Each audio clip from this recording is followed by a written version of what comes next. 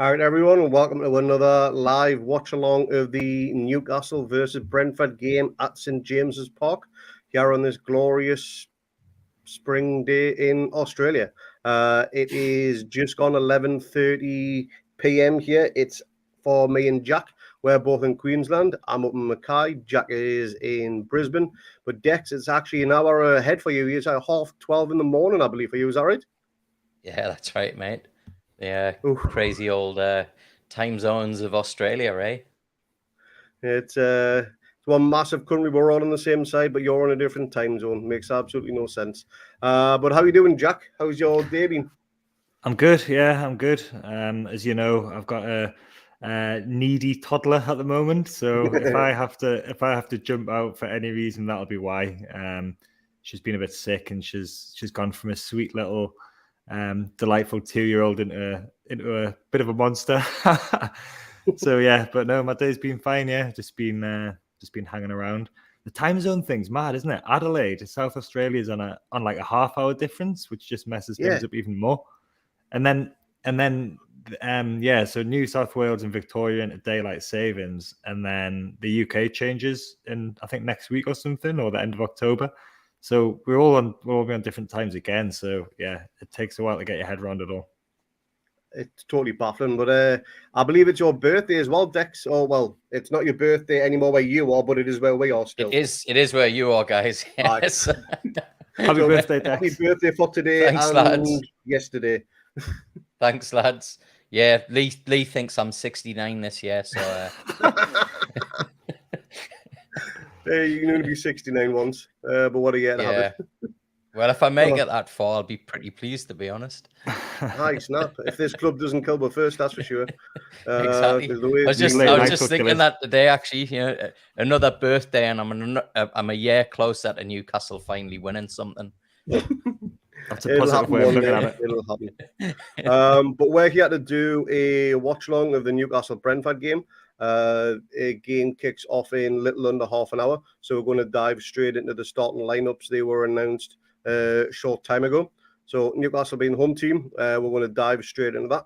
And as to be expected, to be honest, because how does like a winning formula? He's gone with exactly the same lineup that beat Fulham 4-1 at the Cottage last weekend. Jack, are you surprised by that lineup? When I saw it, I was a bit surprised. But then when I actually thought about it, I wasn't surprised. We know that he rewards good performances.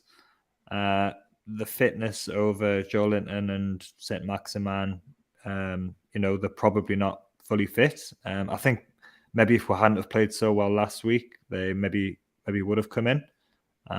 But yeah, we know that that's how Eddie Howe works. He likes to reward good performances and keep faith. So I don't think there can be too many complaints. We want to see, the likes of Murphy and Longstaff, who get a lot of criticism. They get a lot of criticism a lot of the time. Like the reaction last week to the team lineup was really negative towards those players. But we want to see them, build on decent performances. And good luck to them. I think it's a big opportunity for them. Let's hope they can take it. Your thoughts on that starting 11, Dex? Yeah, look, when I seen the lineup last week, I thought, we're going to get beat. But hats off to Longstaff and Murphy. I think they both had really good games. I think the biggest thing for me was, the realization that bringing somebody in to play that number 6, so it can get Bruno further up the pitch, just makes us so much more dangerous and creative in that final third. Yeah, one of the key things. Go on, Jack. I was going to say that was what was missing a bit against Bournemouth, wasn't it? Because Bruno was stuck further back. So having Longstaff actually started out as more of an attacking midfielder, and he used to score a few goals. He's got he's got a goal in him, but he seems to do a good job of kind of sitting at the moment and letting kind of playing in the Shelvey role and letting Bruno push forward. And that's why I want Bruno, because he's our best player. So, yeah. And because we've got a few returning injuries, the bench is looking a little bit healthier as well, which is always a bonus. So we've got 1 or 2 impact subs on there, you could probably say, with ASM and Joe Linton. And Anderson as well, yeah. Anderson as well, yeah. I forgot about Yeah. And Fraser, Fraser's like can come on and he's got the legs, and like the bench. Oh, the bench a few weeks ago looked really, really bad. Like it really did. And we were bringing like Murphy and Wood on when we needed goals. So it's looking a lot better now. I think maybe that's probably played into this team selection as well. The thought that this could potentially be a close game, and we'll have fresh legs, good fresh legs coming on later on in the game as well, which I think could obviously has played a part in the thinking of this team. Like you'd rather have Maxi come on with half an hour to go than Murphy, that's for sure. So if the game state is in that position, I think that we'll be well set up to attack the end of the game. Yeah, it's going to be interesting to see how it plays out, because the first 60 minutes are going to be crucial to the game, and you would love to be able to get through it without even needing to use Maxi or Joe Linton or anything, if we're that comfortable at the time, like we were at the same stage against Fulham. Your thoughts on that bench, Dex? Yeah, look, just what Jack said, right? It's we've got some real strength on there, and people that can actually turn the game. And Joe Linton, St. Maximin, it's crazy, really, right? To think that it would have been unthinkable that they would have been on the bench, 6 months ago. Like we would have been absolutely gone apoplectic, right, without those two on the bench. So I think it goes to show, what we said before about just sticking with players who've done a good job. And I watched the pre-match kind of press conference, and I think Eddie Howard said he thought Jacob Murphy had his best game for him, playing for him in the Fulham game. So there's a lot of options there, right? If we're struggling or we need to turn the game around. There's one other key thing there, which I think is a strange omission, given he's a natural left back and Dan Burn is more of a centre back, is Targett has been benched again. Is that a strange omission? Or do you think it's a form or a fitness thing with that? Well, I think it's interesting with Targett because he had a really good fitness record with Aston Villa, and he was very reliable, available all the time. He's kind of had a bit of a stop-start time this season, I think, but I think Burns filled in really well. Like he's not, centre back is his position, but he can fill in really well at left back. Doesn't necessarily look like a left back. He's so tall, and he's not the quickest, but he's so comfortable on the ball, and he's been really good, I think, when he's played. So the Brighton game was the one that I really noticed where he started, where I thought he was man of the match in that game against his old club. He was really fantastic. So I'm probably surprised about that. I think Burns been in good form, but Targett is more of a natural left back. So it's I don't know if it's form because Targett's been playing well when he's played as well. It's maybe just and it's maybe the threat of Ivan Toney as well. They're looking at getting some height in there to try and sort of mitigate against that threat a bit as well. But Dan Burns not put a foot wrong, and Botman as well. Like you want Botman to be playing, so maybe he just wants to get them both in the team. Maybe I think with ASM not playing as well, if it was ASM and Burn, I'd be really concerned because I think Targett is just that solid defensive person that I think ASM needs behind him. He doesn't get forward that much, and so I think with Burn, you've got the aerial threat at the other end of the pitch as well. So as Jack said, I think maybe that's come into it. The height of Toney and just having that extra presence in the box.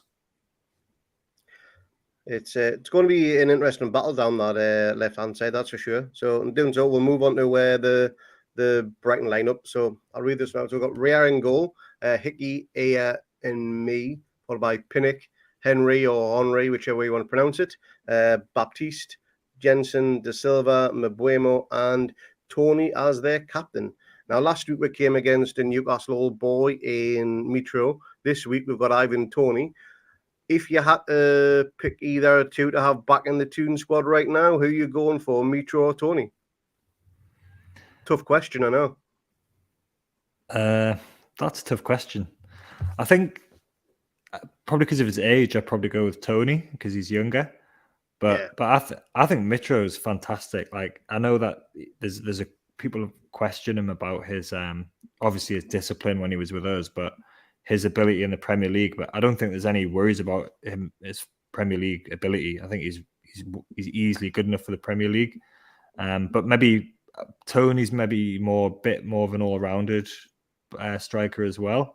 I mean, Tony was far too young when he was with us. Like, it was a bit weird last season when he kind of celebrated his goal as if like he'd been getting stick off the Newcastle supporters when that wasn't the case. He was just too young. Like, and he was at a club where it was hard to, like, there wasn't really a pathway to the first team for good young players. Adam Armstrong found the same problem at a similar time as well.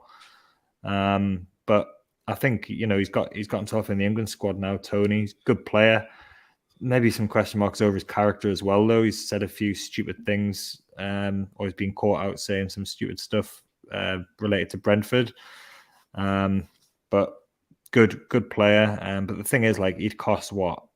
You're talking 40, 50 million probably. And we've picked up Isak for 60, who's like more, he's got probably more potential, and he's got more international experience as well. So yeah, I think Tony is a worry, but he's scored quite a few goals this season. But I think that Botman and Cher should be able to look after him between them. You'd think so.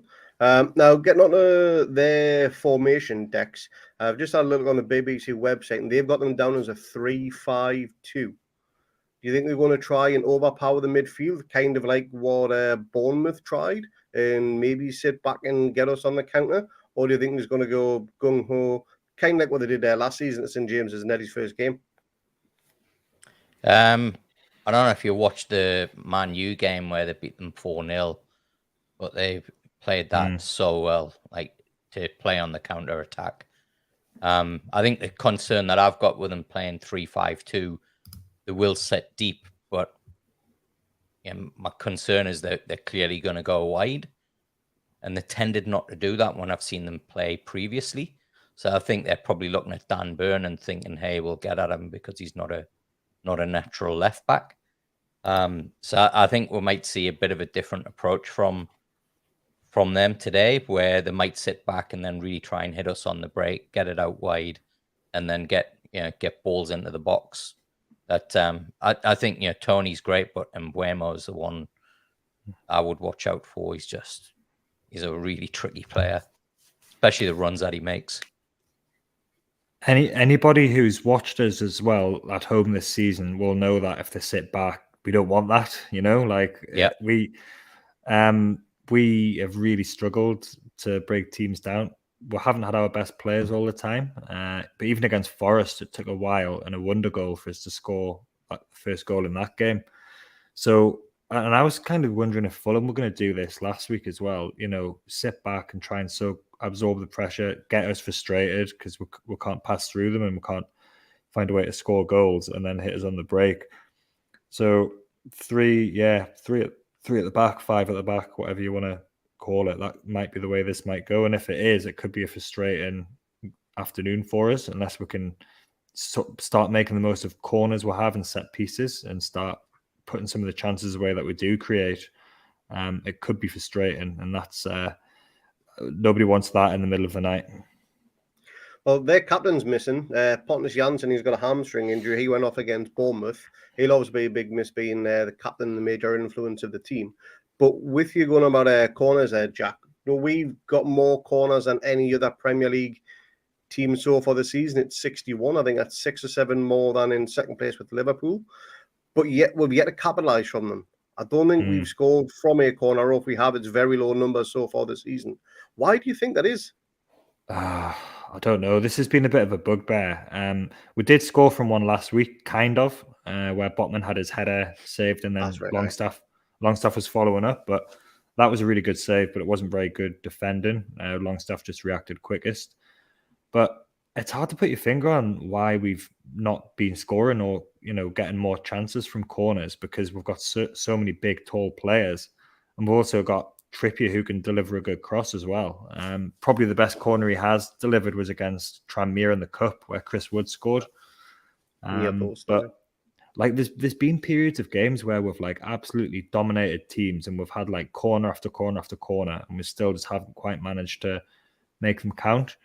I think we do have a set piece coach, or one of the coaches is designated to look after the set pieces, because I was asking about this a few weeks ago.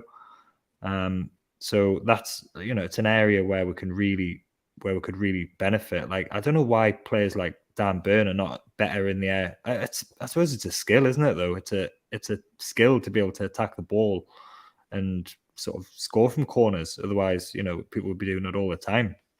So but it has been a concern. Like it's been good that we've been creating so many chances or getting so many corners, but when you're doing that, you really want to be at least taking a couple of them every now and then. Hopefully last week is going to be the opening of the floodgates there, and we're going to start scoring a few more. Fingers crossed. Set pieces are a vital part of success if you want to start climbing that table. And if we can put away just a small fraction of the ones that we've been creating, then we're going to turn those draws into wins, or those potential losses into draws, and every point helps move up that table. Moving on from the Brentford lineup, now what we've got here is just the season so far head-to-head. Both teams played 8 games, both won 2 games. We've lost 1, Brentford have lost 2. We've drawn 5, Brentford have drawn 4. We're sat in 7th in the league position, Brentford in 10th. We've scored 12, they've scored 8. We've conceded 8. They've scored 15, so 3 more than us, but they've conceded 4 more than us with 12. How do those stats side by side look for you, Dex? And is there anything in terms of their goal scoring threat, because they've scored more than us, worry you that little bit more, or do you think defensively we should be sound today? I think it's going to be a hard game defensively, but I'm really confident in Botman and Shea. I think they just look a really class act together. Like, really class. I've struggled to think of a time when I've seen us just look so in control at the back, like particularly with the centre halves. So I think they've got two really good tests today, and Mbuemo and Tony. Probably, the biggest test that they've had since the Man City game. So I think that's going to be interesting.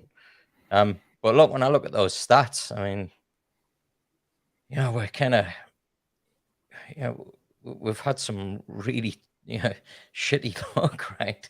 So we could be kind of, I think that, that the stats don't really kind of tell how in control we've been in games, with the exception of, the last 20 minutes at Liverpool, the last 30 minutes against Man City, and, the Brighton game away. I think the rest of it, we've really controlled the games. So, yeah, I think it's, it's just that little bit of thing of luck going your way and just making those chances count. And as Jack was saying before, convert a corner, and that's another goal. It doesn't look like it's going to finish 0-0, though, does it? Just looking at those goal statistics there. And, the 2 games in the Premier League last season was the 3-3 draw in Eddie Howe's first game, which he wasn't present for due to COVID. And then we won 2-0 later on in the season. And Jack, you probably remember this, but towards the end of last season, we were all thinking, if we beat Brentford, we get above them in the table. It's a massive stepping stone for Premier League safety and survival. Obviously, it's too early in the season to have that type of impact.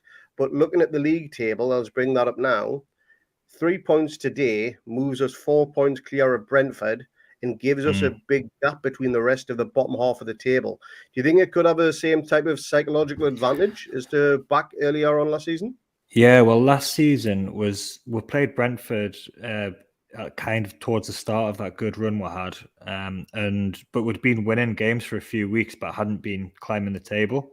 And then we beat Brentford and we jumped up about 6 places on that weekend. So that was really big psychologically, because it took us above them, and it took us above other teams that we were like Villa, I think, was another one that we looked miles away from at one point.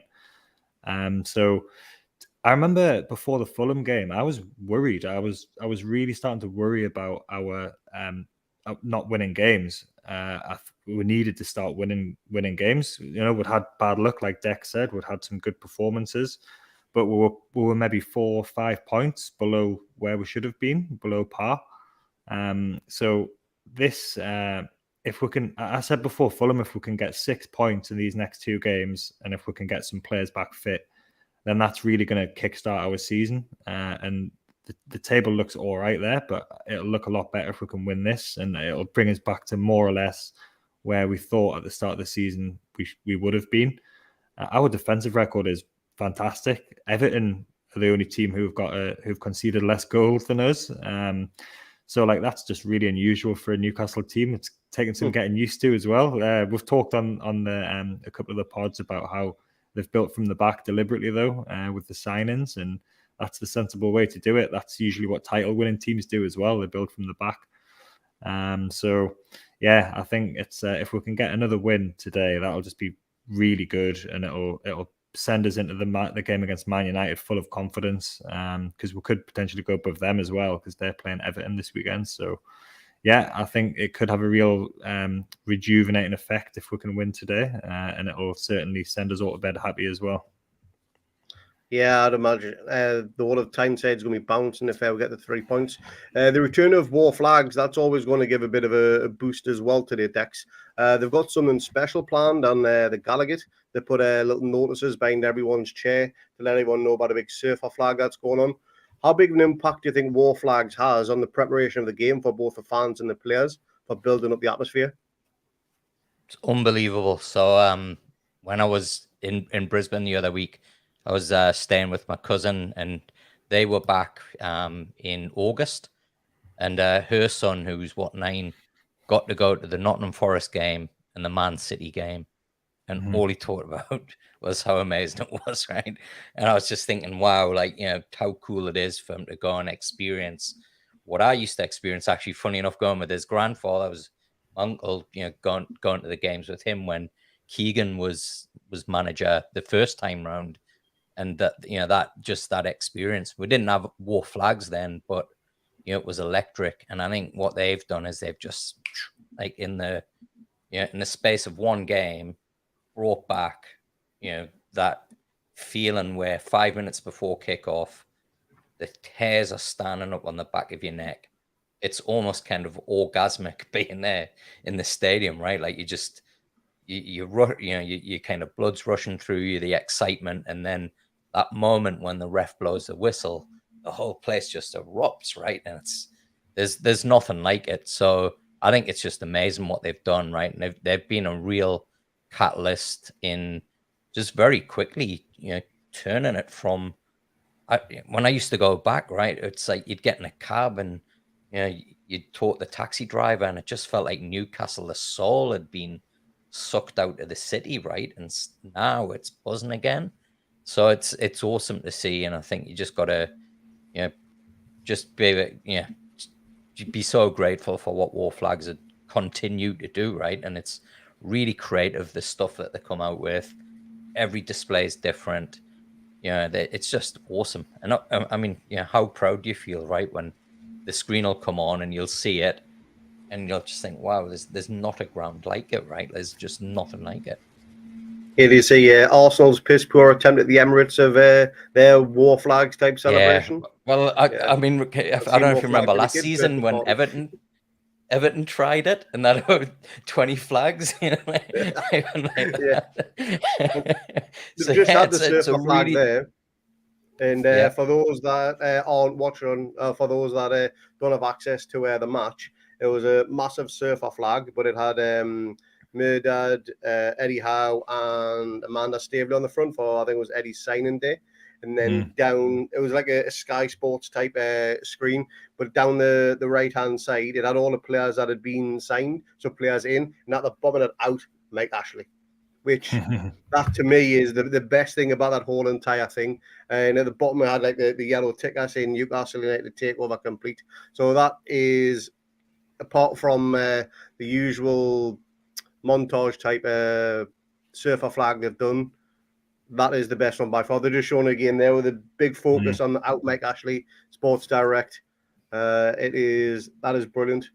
That needs to be framed somewhere and put somewhere. Yeah, it's awesome, mate. It's just come up on the screen now. Incredible. That is glorious. The club have been brilliant with war flags as well. So they've said, Amanda, I think a couple of them have said how influential they've been, and they've been really part of the whole thing, haven't they, since the takeover? I know that, like, people who've been to the games, like you were saying, Dex, Mark was at the Arsenal game, and I've got friends that go to all the games. It's just been amazing. And I think with the Bournemouth game, actually, that was a problem. It was hard to get the atmosphere going, I think. Obviously, the Queen had died and everything, so it was weird. There was no music or anything, and the war flags weren't there. So I've heard people say that contributed to the kind of the bit of the flat atmosphere that happened that day. I've just got a couple of comments in here. So Andy says that his lad is off on 100 kilometer cycle ride in the hinterland, whatever that is. It's basically the countryside. So he's in bed. He's at the University of Sunshine Coast. Good luck to your son doing that, Andy. Good luck, mate. Jimmy, who says that stats are stats, but we're better than them. I agree with that. Confident of a win, and the quality of our squad is higher than Brentford's. Agree. I think that's true, but we can't be complacent as well, can we? We'll have to still do the work and hope things go for us. Yeah, it's just about getting ready to kick off. The players are lining up, just ready to wear the handshakes. Now, just before we do, I'm going to get a match day predictions. Jack, I believe you went 2-1. I said 2-1, on the tweet, and I'll stick with that. I think it might be a bit of a difficult game, but I think if we're drawing sort of in the second half, I think we've got the firepower now off the bench to come on and win it for us. 2-1. And Dex? Mate, I said 4-1 if Maxi starts. He's not. But I'm going to go with 3-1. 3-1.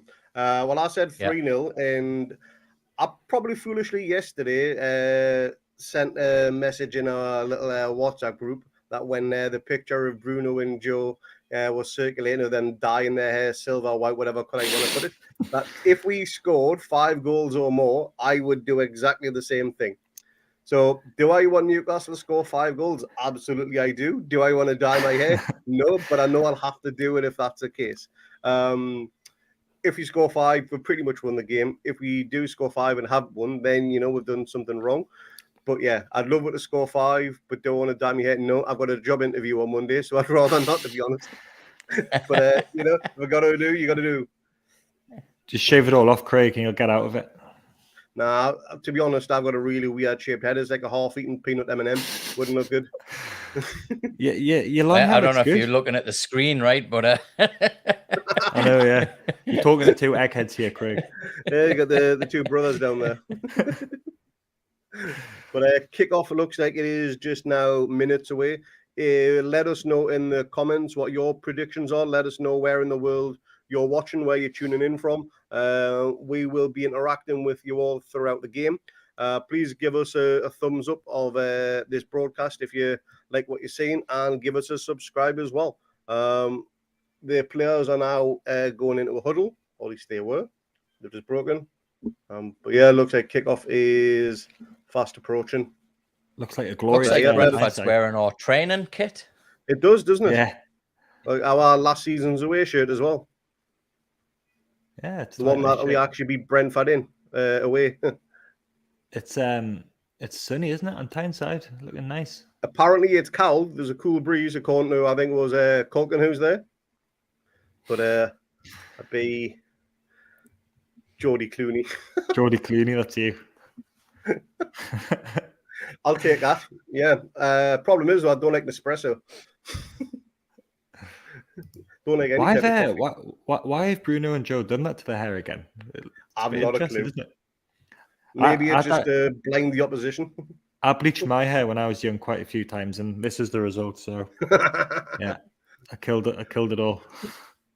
Well, players are taking the knee, and kickoff is happening right now. And Brentford have just kicked off. They are kicking from left to right, so down to the Gallagher end. And ball is with Brentford just on the halfway line. We're just trying to casually get it forward, but not really getting much. Doing a bit of high pressing already. Long ball down the right-hand side is cut out by Shaw, I think, to Trippier. Gives it to Miggy, who goes off on one of his little adventures. Ball's with Newcastle just inside our own half. Just trying to get a little bit of composure, a few early touches on the ball. Bruno is looking dazzling in his new white hair, by the way. He's looking sensational. Spread the ball out to the left, but it's now back with Nick Pope, who just hoofs it up the pitch. Straight to a Brentford player. No, and it's now back with Nick Pope. Bit scrappy opening minute or so there, but still obviously early doors. Joe Willock, a long bust and run down the left. He's well advanced into Brentford's half. Ball is now back on the halfway line. Again, just trying to get a few early touches on this ball. An early goal would settle a lot of nerves, that's for sure. The best thing about that is it will also mean Brentford would have to come out and attack, which is perfect for our style of play. Oh, early free kick here for Newcastle. Probably maybe 25 yards out. Just right of centre. Perfect for Trippier here. I think it was a handball on Baptiste. Let's see. This is Trippier. Yeah, blatant handball. Yeah, this is perfect. Trippier over the wall here. Getting about 25, 27 yards out. Very similar to maybe the Everton goal he scored in terms of distance. Similar position as well, I think. I'm dazzled by Bruno's hair. It's glorious, isn't it? Have you ever seen anything so glorious? I think I'd look stunning with it. This is far out, this free kick, isn't it? Yeah. Played it short of Bruno, who dunks it to the back post. Oh. Newcastle have their 62nd corner of the season already. Oh, no, goal kick for offside. That was a good play there. So short corner to Target, who dinks it. To Bruno, who dinks it to the back post. I think it was Shaw or Byrne who tried to head it back, but was in an offside position, and rightly so as well. I think that's one of the reasons why we don't score from corners, because we're always dinking the ball at the back post for somebody to head back across the goal, and rather than just getting it in that kind of penalty spot. It's almost predictable, isn't it? That free kick was probably a bit far out for him to shoot, I think. If it was Laurent Robert, maybe, but... But yeah, they do the dinky kind of free kicks. They do the dinky kind of free kicks and corners. Let's see. So ball is with Brentford just on the edge of our box on the left-hand side. Now down towards the corner flag, and Brentford looking okay here. They're passing it about quite nicely, which is not what you want to hear. But Newcastle dealing with it well.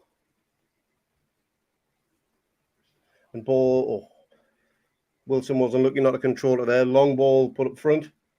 But we have a throw in probably halfway in Brentford's half.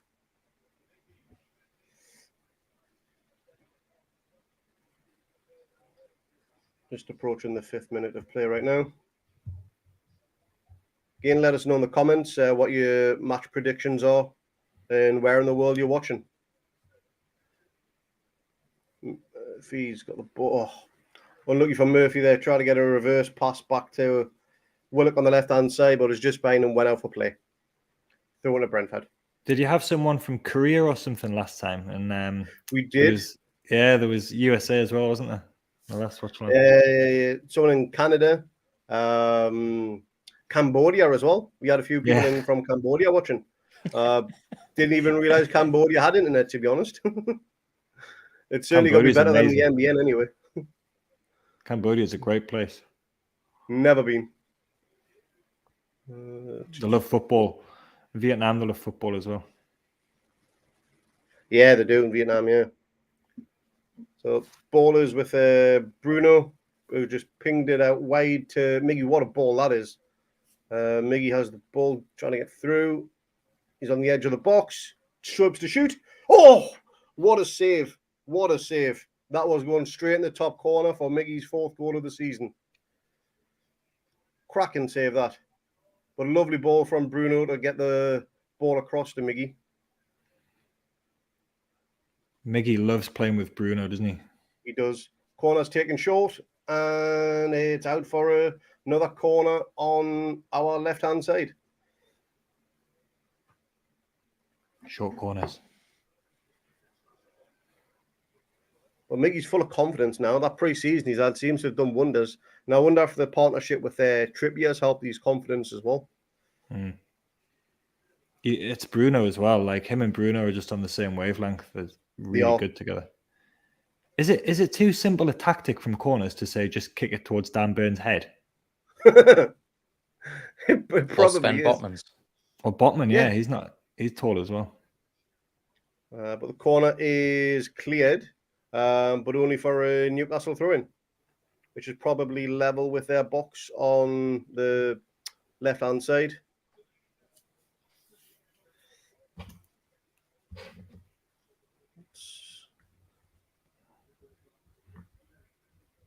Ball is played down to Wilson on the left.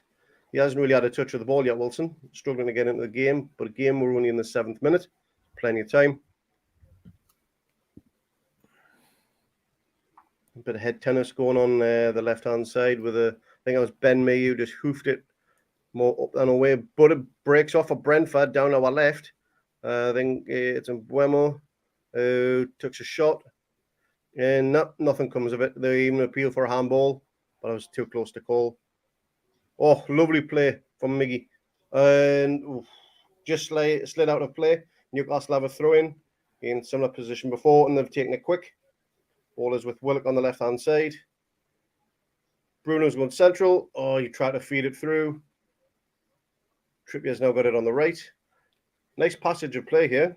We're putting together a few strings. Bruno's got it. Just outside of their box on the right-hand side. Bit too intricate there, and the ball rolls out for a goal kick. Unlucky.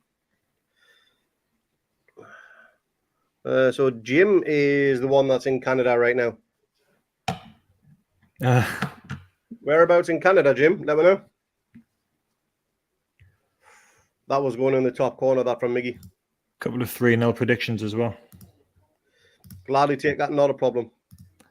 That little pass from Miggy there, though, like it was really good. Like it came to him first time pass around the corner for Willock. That's what you want. Mm-hmm. Hiya, Vicky.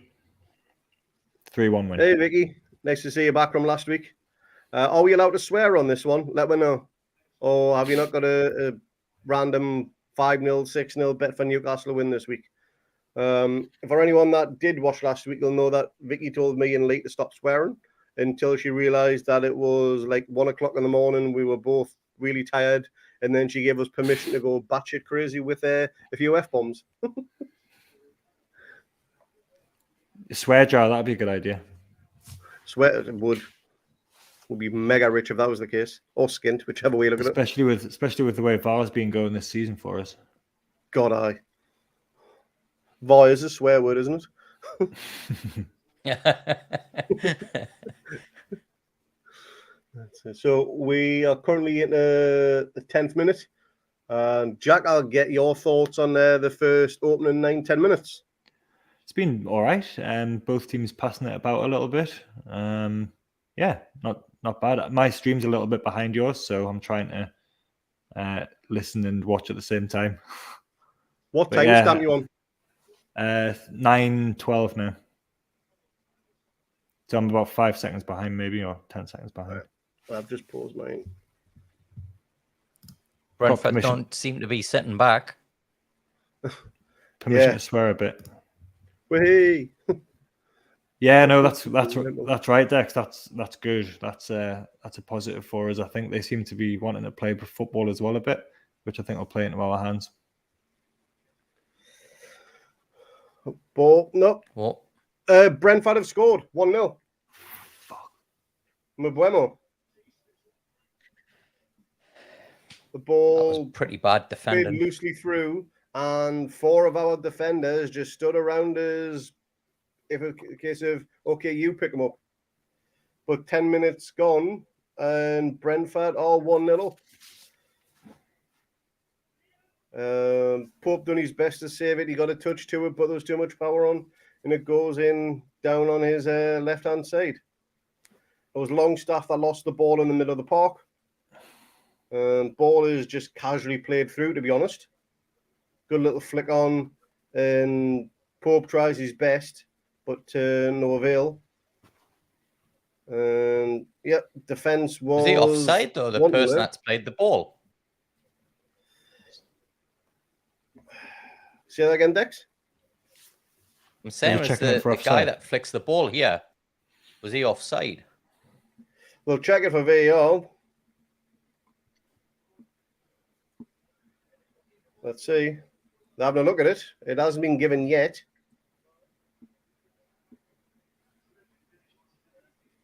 Oh, they're going to VAR.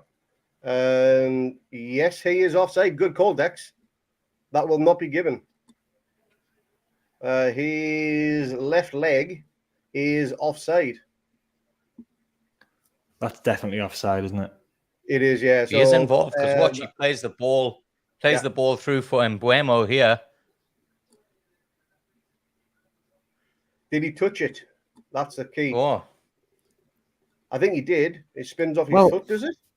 He's involved anyway, surely, because he's like standing in front of the goal. Mm-hmm. You can't say he's not involved. Position. He's involved in play, isn't he? So, yeah. Goal stands. So, I think the ref. No, goal's chalked off. Right. Yeah. I was going to say. Well, at the end of the day, right? He's in an offside position. He's drawn share to him. Yeah.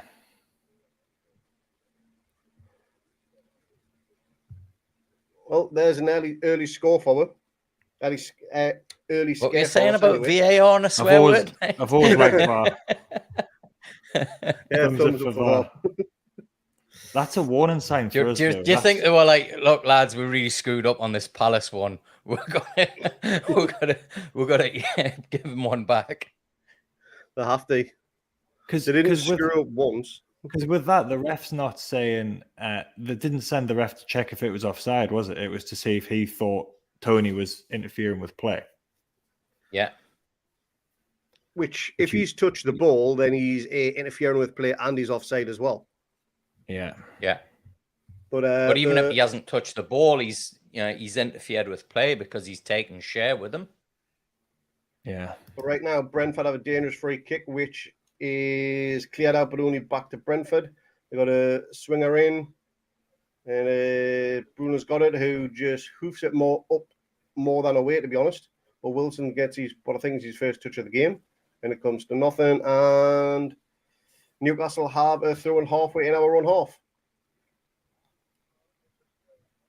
That goal's a big warning sign for us, though. Absolutely sloppy in midfield, and then the way they kind of got through the defense, they need to tighten that up. So it's maybe good that that's happened because it all focuses. Well, that's a key talking point already. But yeah, luckily VAR was on our side there, and it was the right call, to be honest. Are they trying for a handball? They can't get that as a handball against Burn or Botman, surely? No, they haven't. But it's all Brentford so far until Bruno wins it in the middle, and he's just overhit his pass, and it rolls straight through to their goalkeeper. This isn't the start that we were all expecting in the first 50 minutes. It has been all Brentford, the majority of it. And Brentford have the ball again, deep cross. Burn clears with his head, and it's caught by Pope. I think we've got to have a bit of a word with themselves on this one and just try and shake up. Apart from that chance from Miggy, we haven't really done anything. I don't know if Pope should have done better with that goal as well, because it was straight at him. It's hard because it's with a lot of power, but he was probably at fault for last week's goal as well. Mm-hmm. He just didn't come out when needed to on that goal last week. But Newcastle is trying to string a few passes together here in the middle of the park, And Trippier's just given away in the middle again. A bit scrappy. Shaw wins it back, gives it to Bruno, but we are playing dangerously in our own box here. It's not what you want to see. Oh, Bruno, that is sexy. He's just done a little flick around the player as if he wasn't even there and gives it to Miggy. He's outrageous, that guy. He is outrageous. Oh, what a run by Miggy. Got a cross on the left-hand side. Oh. I think we're now on the same wavelength, Jack. I'm still a few seconds behind. I think I might be ahead now, boys. Oh.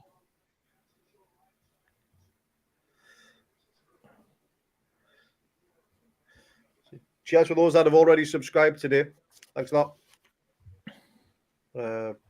Ball is with Bruno just inside our own half. I think we're trying to slow the pace down a little bit here. We need to just calm it down a bit and get the. Yeah.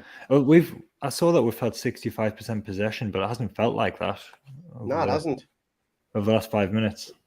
What a ball by Longstaff through the middle. We go. I think it's Willock cross, and it's a corner. Should that have been a goal kick? Let's see. But judging by the from Longstaff through the middle. You can tell when a defender reacts like that they've been hard done to. Yeah. I don't care though. It's another corner for us to not score from. Floated to the far post.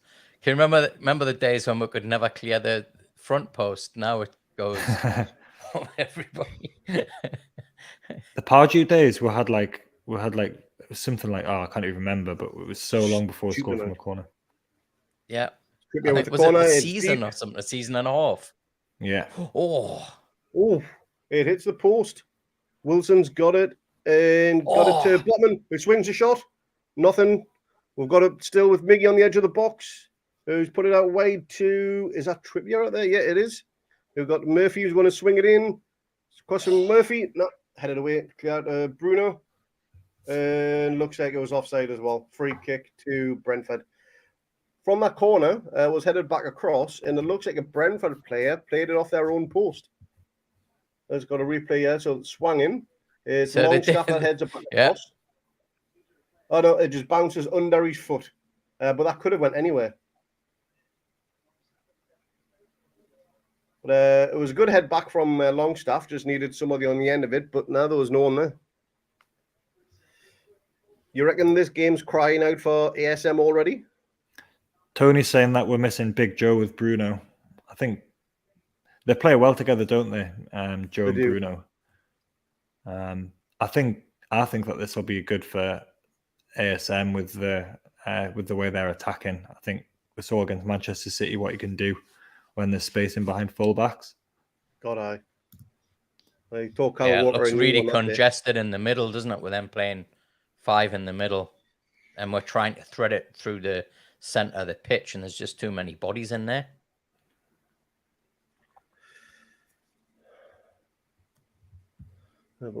Ball is now with Nick Pope. It's in play and just playing it short to Botman, who just hoofs it up the pitch towards the halfway line. And Wilson gives away with a free kick for the nudge on Benmay, I think it was. We're starting to get a bit more composure on the ball now. Oh, Bruno's went down injured, holding his knee. Everyone pray to the baby Jeebus. Now he's holding his shoulder or collarbone. But he looks harried. He's back on his feet.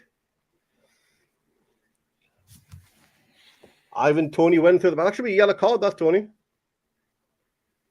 Clearly went through the back of Bruno there. Oh, nice ball.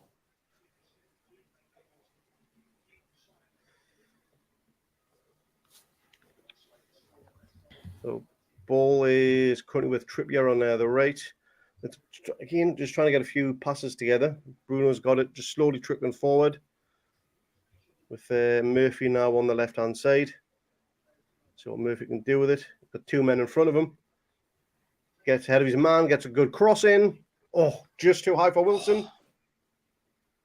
Miggy's got it. Trip with the cross. Well, handball play. Oh, this has got to go to VAR. Let's see what happens here. Cross from Trippier, very similar to, what was it, what game? Was it the Palace game, maybe? Oh, came off his elbow. Yeah, I don't think he's getting a penalty there. He won't get that. No. Too close, and it was his arm was in a natural position. And his arm's in his body. Yeah. Yeah. That would have been harsh to give. Fair play. We've already had one VAR today as well. It is coming up to Christmas, so maybe we're getting 2 in one game. But we've got a corner on the right-hand side. Trippier to take this one again. It's taken short. Swung in. Oh! Bruno! Yes! Bruno! Get in! Come on. See, lads, corner into the penalty spot. That's what I was done. That was brilliant. So that was a short corner from Bruno. I think he gave it to Shaw. Shaw swings the ball in. It goes deep. Bruno with a diving header heads it back across goal. Goes in, posting in. I know it was Miggy who took the corner to Trippier, who swings it in. Bruno diving header past the keeper in off the post. 1-0 Newcastle. Chalk that one up. I take that back. It was to the 4 post again. That was cracking, and again just shows what Trippier can do with that ball. Yeah, that was a sensational cross. That, to be honest. Bruno's Silver Fox, the Platinum Panther. I can't believe Bruno. I tell you what, though, he's ridiculous. I can't believe it, man. Have we got Bruno Guimaraes in our squad? It's baffling, isn't it? We got a Brazilian international who's going to be going to the World Cup playing for Newcastle. Still beggars belief. But that's woken up the crowd, that goal, and rightly so as well. And Miggy is playing like a man possessed right here. Duracell Miggy. Then I reckon if you told him he'd chase a pack of crisps in the wind, you really would.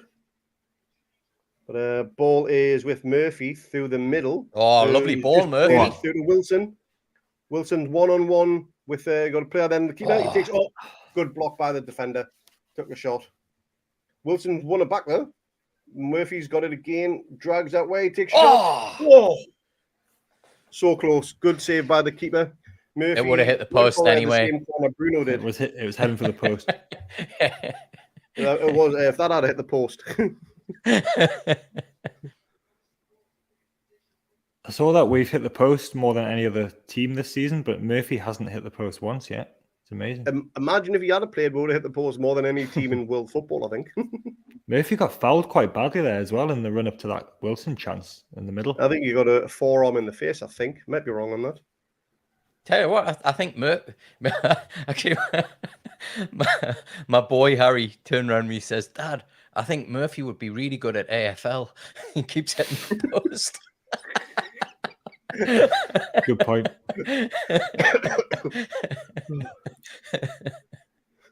He's looking lively today though. No, he is, and he had a great game last week. So I've got a bit of a soft spot for him because he gets a lot of stick, but I think he's decent. He's not world beaten, but he's all right. Oh, shit! Brentford nearly with an equaliser there. Low shot save. Down for Pope, who saved it down to his left. Good reflexes. I think this is other than Man City, I think this is the most end to end. Good save by Pope there. Had to be. Dex is frozen. But again, the warning signs are there. Dex, are you with us? But yeah, warning signs are definitely there, Jack, still. Dex is stunned by Bruno. He's stunned into being frozen. We've got to be careful. Like I've said before, we've got to be careful here. We need to try and It's an open game. It's going to be end. Willock, trying to get a cross in. He scuffs it in, well cleared by Brentford. Ball is with Newcastle, probably 10, 15 yards inside Brentford's box. It's going to be Dan Burton to take the throw in. Ireland in the house. The Emerald Isle.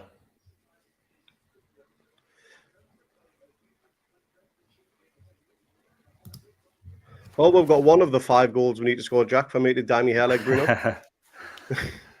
I think you should reduce it to 3 goals because Bruno scored. Nah. My computer just shut down. We thought you were frozen. Off of Bruno's hair. Yeah. But Newcastle's starting to get a foothold in this game. We've got another throw in pretty much on the edge of the box on the right-hand side. A little bit further up, maybe. But it's interesting, that corner routine, because obviously that was taken straight from the training pitch. Because I can't remember the last time Miggy took a corner. It's always Trippier. So that was obviously well planned and well thought out. And it's obviously paid off. So kudos to the team and the training staff for pulling that one off, to be honest. Newcastle have the ball, just taking a long throw in. That's the thing, isn't it, with Eddie Howe? We talk about this all the time, but you just know that, like, if there's a problem, they're working on it and they're actually like putting the effort and they've got the skill to be able to fix it. Like the corner thing has been an issue, and now we've scored 2 in 2 weeks. So you just trust them so much that they know what they're doing. They know how to identify the problems and how to rectify them. Yeah, the phrase "in Eddie we trust" is never more truer than ever, to be honest. He's the man to keep an eye on. Because apparently, come December after the World Cup, England are going to be after him. But England can go get fucked, as far as I'm concerned. He's not going anywhere near that job. Give him whatever money he wants. Tony's good point. Loose play by the keeper there to Wilson. Another goal, Murphy. Murphy's just scored. Yes! So slack pay from the keeper, who gives it direct to Wilson, who squares it across to Murphy because he couldn't see a goal scoring chance himself. And Murphy just rolls it in the back of the net. Come on! 2-0 to the Geordie boys. What was I saying 2 minutes ago about Murphy? Yeah, there you go. He's good luck charm, mate. You finally got a 6-pointer, eh? Yep. 3 goals to go now, and then this changes. Even he couldn't have hit the post from there. Well, but yeah. Keeper Great play by Wilson, that. It was. Wilson knew he had very slim chance of scoring, but he just squares it across to Murphy, who rolls it in the back of the net. And credit where credit's due, Murphy's deserved that goal. And I'll gladly eat my hat on that one, because I've probably been one of Murphy's biggest critics for the past year or so. Hey, but yeah, credit where credit's due. Imagine if Murphy gets a hat-trick and you've got to dye your hair blonde. Jesus Christ. What will the world be coming to? Jesus. I think I'll just go and live in a cave. I still think Wilson felt bad about pinching Willock's goal last week, so that's why he passed. Yeah, mate. If you see the look on Wilson's face, he was almost like, "Oh, what have I done? I can't believe it. Can't believe I handed that one over." You don't get strikers just passing in that position, but it was the right thing to do. Absolutely. In the meantime, Trippier's went off for a little bit of treatment, but he's okay to join the game. And the ball is with Brentford, just inside their own half, playing across the back 4. But with this 2-goal cushion now, we can hopefully... Oh, Burns give it away. It's very sloppy there. But it's coming anything as Brentford now played back in their defence. But yeah, 2-goal cushion. You would have gladly taken this on, 27 minutes in, used to? Absolutely. Oh, absolutely, especially when they scored their goal. Yeah. Well, but no, I think but this is what we haven't been doing. We haven't been taking chances too well this season, but we've done that brilliantly just now. So yeah. And I think we've all said it a while ago and a few times as well that we are due to give one team a good hiding. I know you probably call the Fulham game a bit of a hiding because it was very dominant, but they were down to 10 men and it was a bit of an easy game. I do think Brentford could be that team here. And Brentford just crossed the ball, but it's been cleared out and Miggy's got it. Who's got it to Willock, who's again busting his lung trying to get into the box. He's got it across to Murphy, who crosses it in. And it's deflected, but Murphy still got it. But he lets it roll out for another corner. But we always score from corners now. We do. Botman here. Who had Botman to score? I think it was Dimmy, I think. But he said first goal. So Nostra Dimmy is wrong again. I like this comment. Jim says, something I never thought I'd hear from Oz. Someone is frozen when Dex froze. Then along comes the internet. If you watch the pods, Jim, you'll know that actually Ballarat, where Bobby lives, it's been 2 degrees there for the last 6 months. Australia does actually get cold sometimes. Unbelievable. Corner from Trippier as well, cleared. Out to Willock, who tries to get it back to Trippier. Well done. It's on our left-hand side, but it's just sprayed across to the middle. To Longstaff, nice who's on the right-hand side. Cracking ball down the wing to Shaw, who gets a cross in. And keeper gathers with ease. We're quite expansive football here. We're going down the channels. We're trying to get it through the middle. We're very much not a one-directional team that we've seen previously. We're trying to get it down every channel as possible, which is great. And it's not even one side dominated. Not like it's normally one side down mainly the left, which is the dominant side that we play the football on. But it's quite balanced at the minute, I'd say. You can just see the confidence, can't you? The players are so confident, just popping it about, really playing really good stuff here. Well, Bruno has the ball just outside of the box. Outside of their box. If we go back a year ago,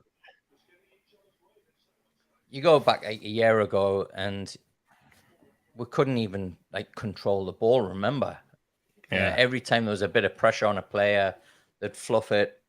I think we're losing so many goals just by being pressured and making mistakes. And now everybody just looks so composed. We were conceding goals like what we're scoring in the last couple of games. All the that's time. True, actually. Yeah, that's a good point. And it was something that I actually brought up on one of the podcasts where, again, I was being a little bit critical of, is lack of goals from midfield so far this season.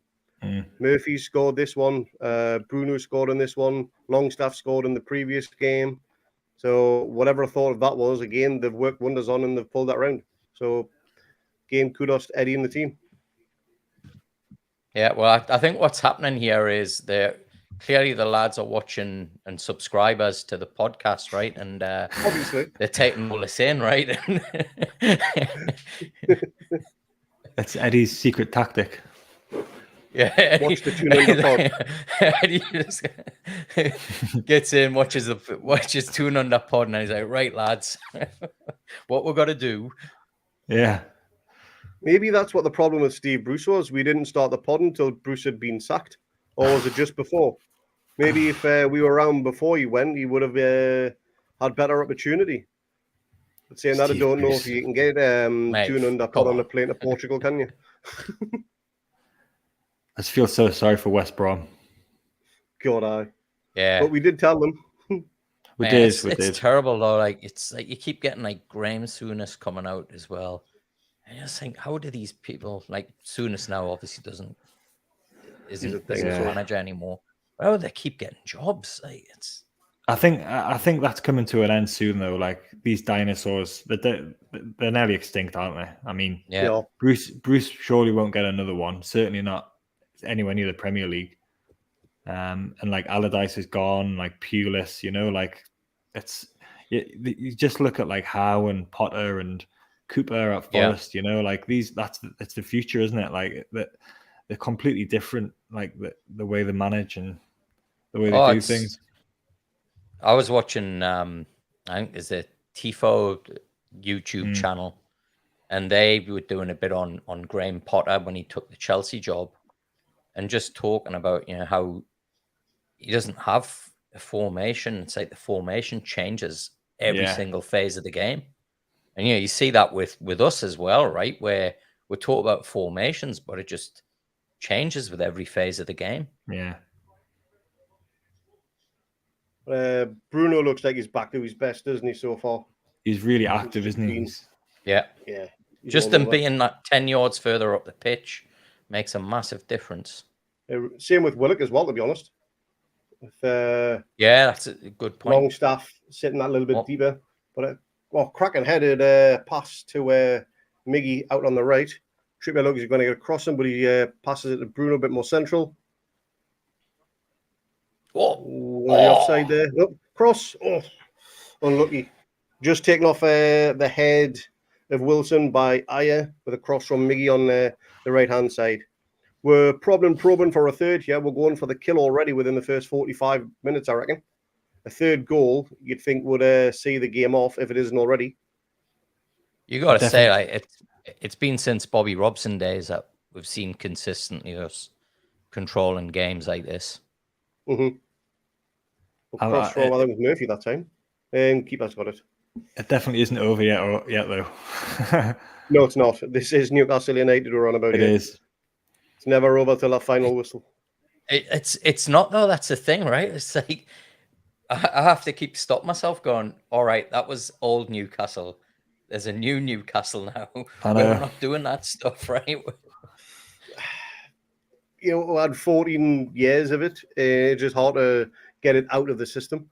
But mate, I've had a lifetime of it, right? Like, we've never had a good defense, have we? Let's be honest. No.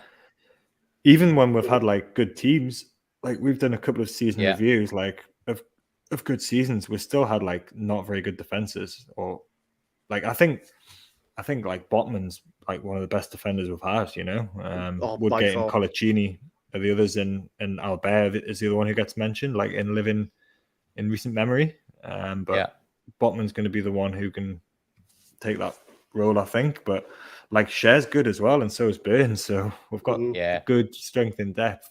And when you look at the defense, like a few years ago, like we didn't sign a defender, did we, for years? Like we had Clark, and Clark was here for way longer than he should have been. Oh yeah, it's like they built from the back. They did the right thing, and it's paying off now. Well, at the minute, Bruno's down getting treatment on his calf by the looks of it. He's took a bit of a knock. Let's see how he reacts to the magical spray. A little bit of a hobble, but he seems all right. Should be able to continue.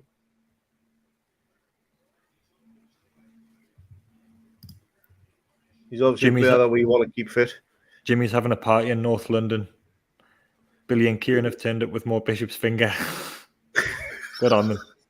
Oh, where the lads? You can't get that in Australia. You'll pay a stupid amount of import tax on it if you could anyway. Alcohol's so expensive in this country, unfortunately. Gone are the days where you can go to Asda and get 3 crates for 20 quid. I remember when I arrived here and I went into the pub and got a pint and it was $14, and I was like, "What the fuck?" Yeah. But then I started getting paid in dollars. So I was like, "All right, okay, I don't mind anymore." But we've got a little over 5 minutes left of the first half plus stoppage time. Newcastle winning 2-0 with goals from Bruno and Murphy. Both goals coming from... one was a set piece, one was from a sloppy play by the keeper.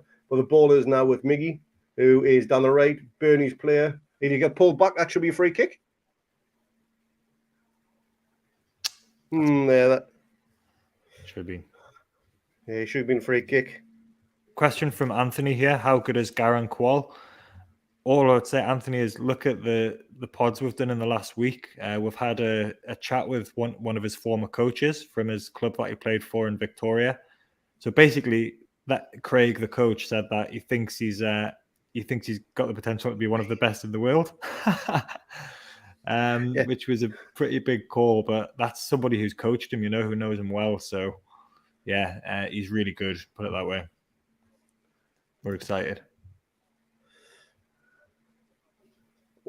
Willock just tried a shot from about 30 yards out, just pinged off the defender.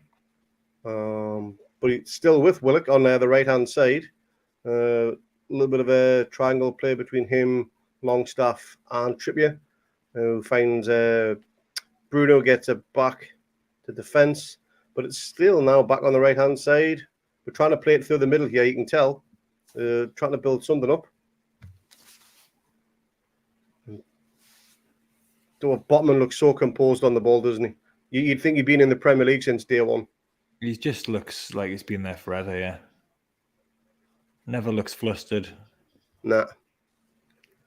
For he's 6th or 7th game, because I know he didn't start the first game or two. Oh, slipped by Bruno there. Lets in Brentford, who've got the ball down our right-hand side. Crossing.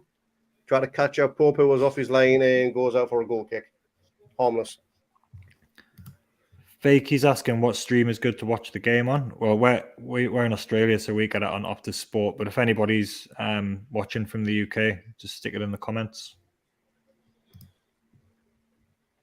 I used to get mine on a VipBox back in the UK. I don't know if anybody ever remembers VipBox.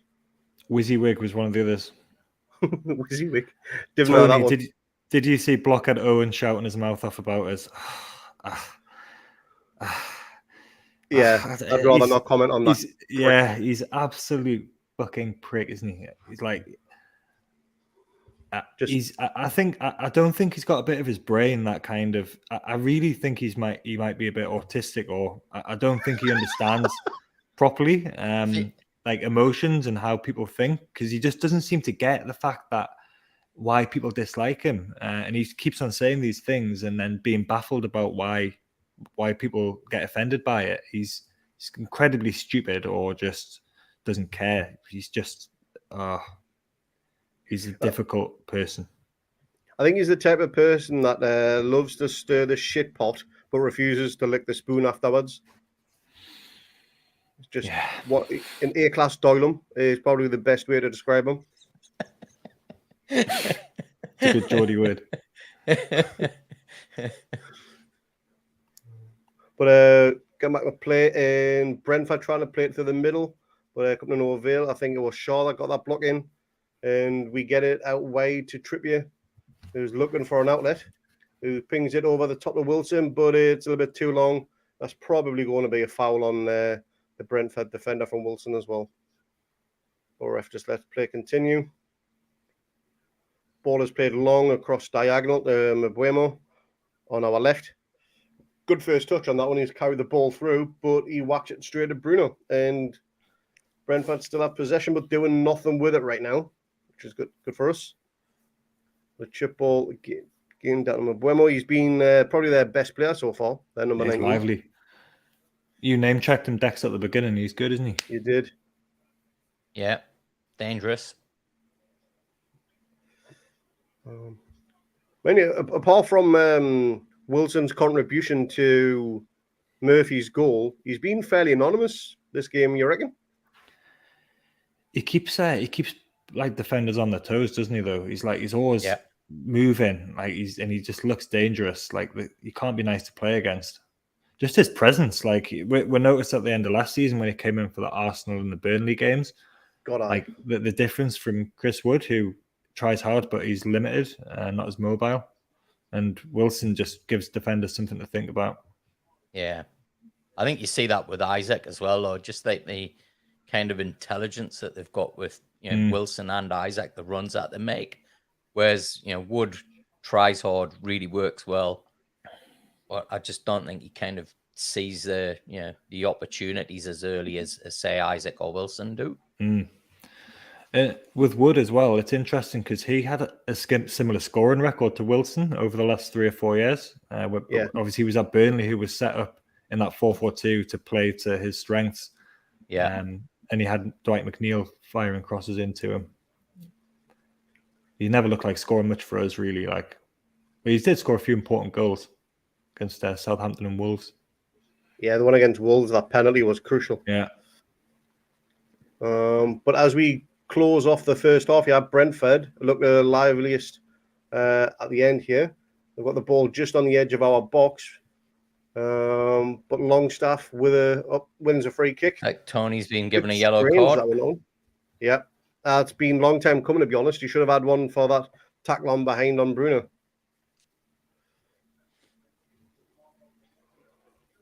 Been in the walls lately a bit, Longstaff, like, hasn't he? Last week he nearly got his leg broken. He got his ankle, I think, was stood on there. That could be... Oof. That's a nasty one, that. I don't think it was intentional, but it was still nasty. Bruno's everywhere, isn't he? Bruno's just, when he's playing like this, he's just head and shoulders.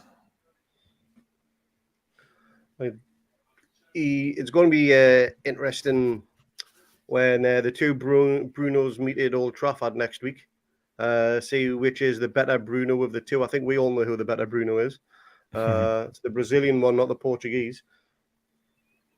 But we got 2 minutes of added on time. Newcastle still winning 2-0 with goals from Bruno, a diving header from a set piece from a corner, and Murphy with a tap in from a defensive lapse from the goalkeeper. We've got about 90 seconds left of this half. But again, Brentford ending the strongest here. But not really doing much with it, to be honest. Trippier showing his defensive nous there, letting the ball roll out for a throw-in. Just winding the clock down a bit. Looks like we could be going in at 2-0 at halftime, boys. Couldn't be more than happier than that, I suppose, considering it should have been 1-0 to them, providing VAR had a intervention, and it was a right intervention as well. It's about time we had a bit of luck, I think. Like we've been on the wrong end of that a few times. So we always say that things even out over the season, which I don't think they do. But I think on the balance, we deserve to be in front. So happy with that. I'd agree with that as well. Dex, your thoughts on that opening 45? It was tough, eh? It's Brentford's turned up to give us a game, that's for sure. No sitting back. I think they're looking to try to get back into this game, and I'm really, really pleased to be 2-0 ahead. Yeah, because that could we could easily be going in 2-0 down, right? Yeah, we could have. Yeah, because Brentford, for those who joined late in the watch long, Brentford had the ball in the net. I think it was about 8 minutes, 8-10 minutes, something like it.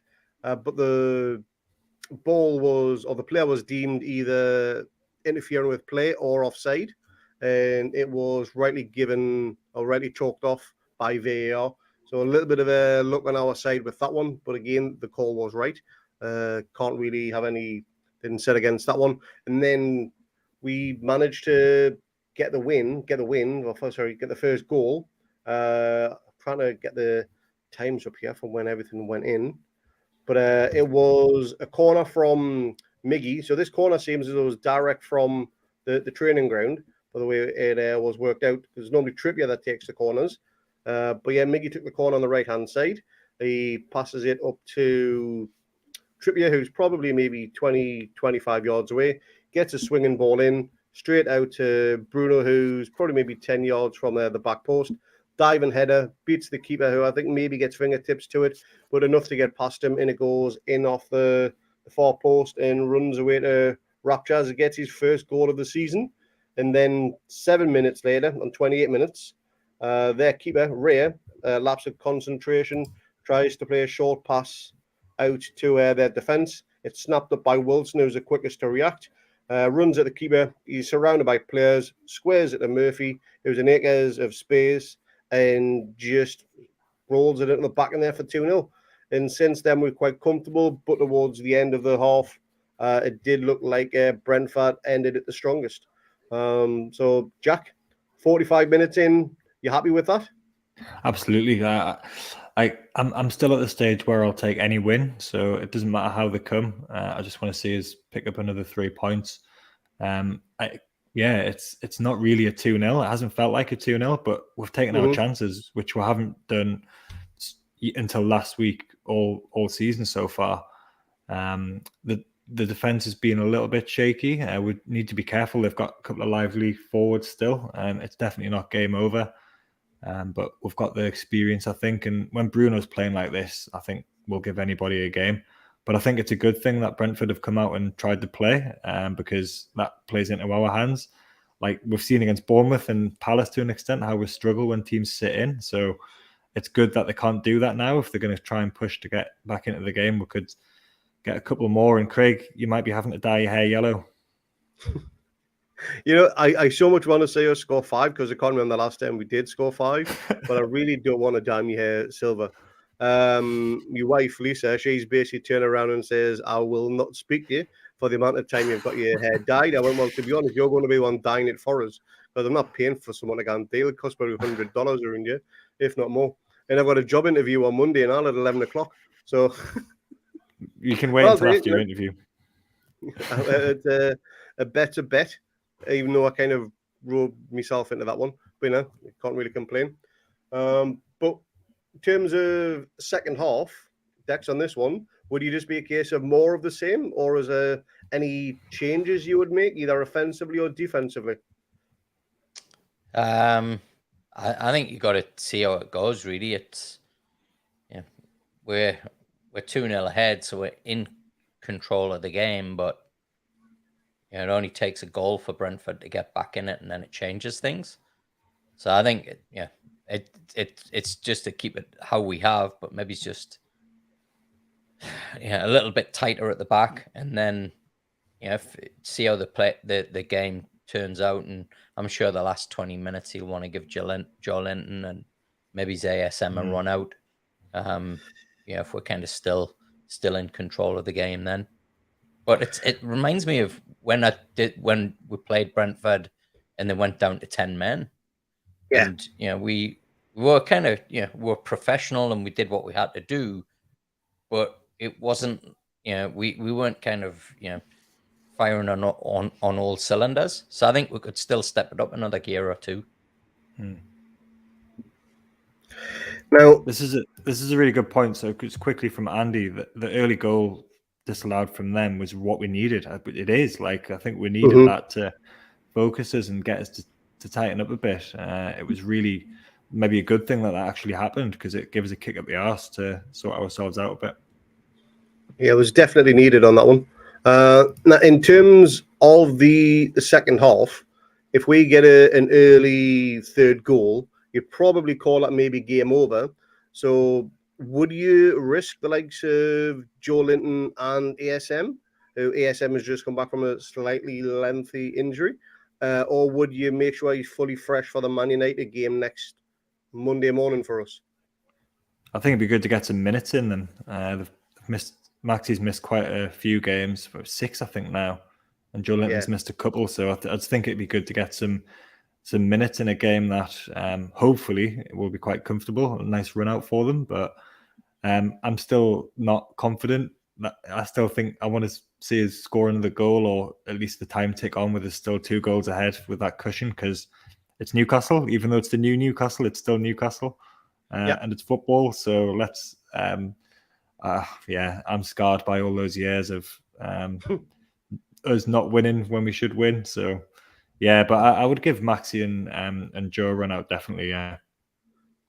Well, what I'll do is I'll just bring up the subs that we've got available to us in this game. So, reading from the bench, we do have Karras in goal, Lascelles, Joe Linton.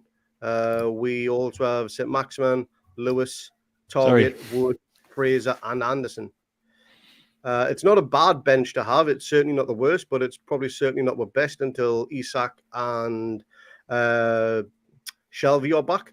So the 2 clear ones, obviously Joe Linton and St. Max, but also Fraser and Anderson, as you mentioned before we actually started, Jack. Would it even be worth giving them a run out as well and keeping Maxi and Linton free, or would you still rather give them minutes in the legs? I'd still rather get Joe Linton and Maxi on. I think it's important to start getting them some game time. Anderson he's great prospect. Every time he plays, he comes on. You can just tell he's got it. You can tell he's a quality player. So I'd like to see him at some point as well, maybe. But if things are going well, and if we're controlling it, I'd maybe just be tempted it's 2-0, I'd be tempted to stick with things as they are. Mhm. But it's the same as anything. I just trust that Eddie will make the right decision. I think he'll make the right calls. So, and it's a nice position to be in, trusting the manager like that. Yeah. Your thoughts on that bench, Dex?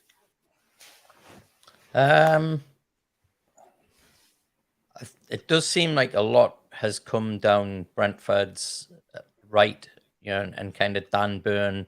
We've looked a bit shaky there, so I might look at bringing Target on to try and shore that up. I just think he's just solid, right? Like, he never does anything wrong.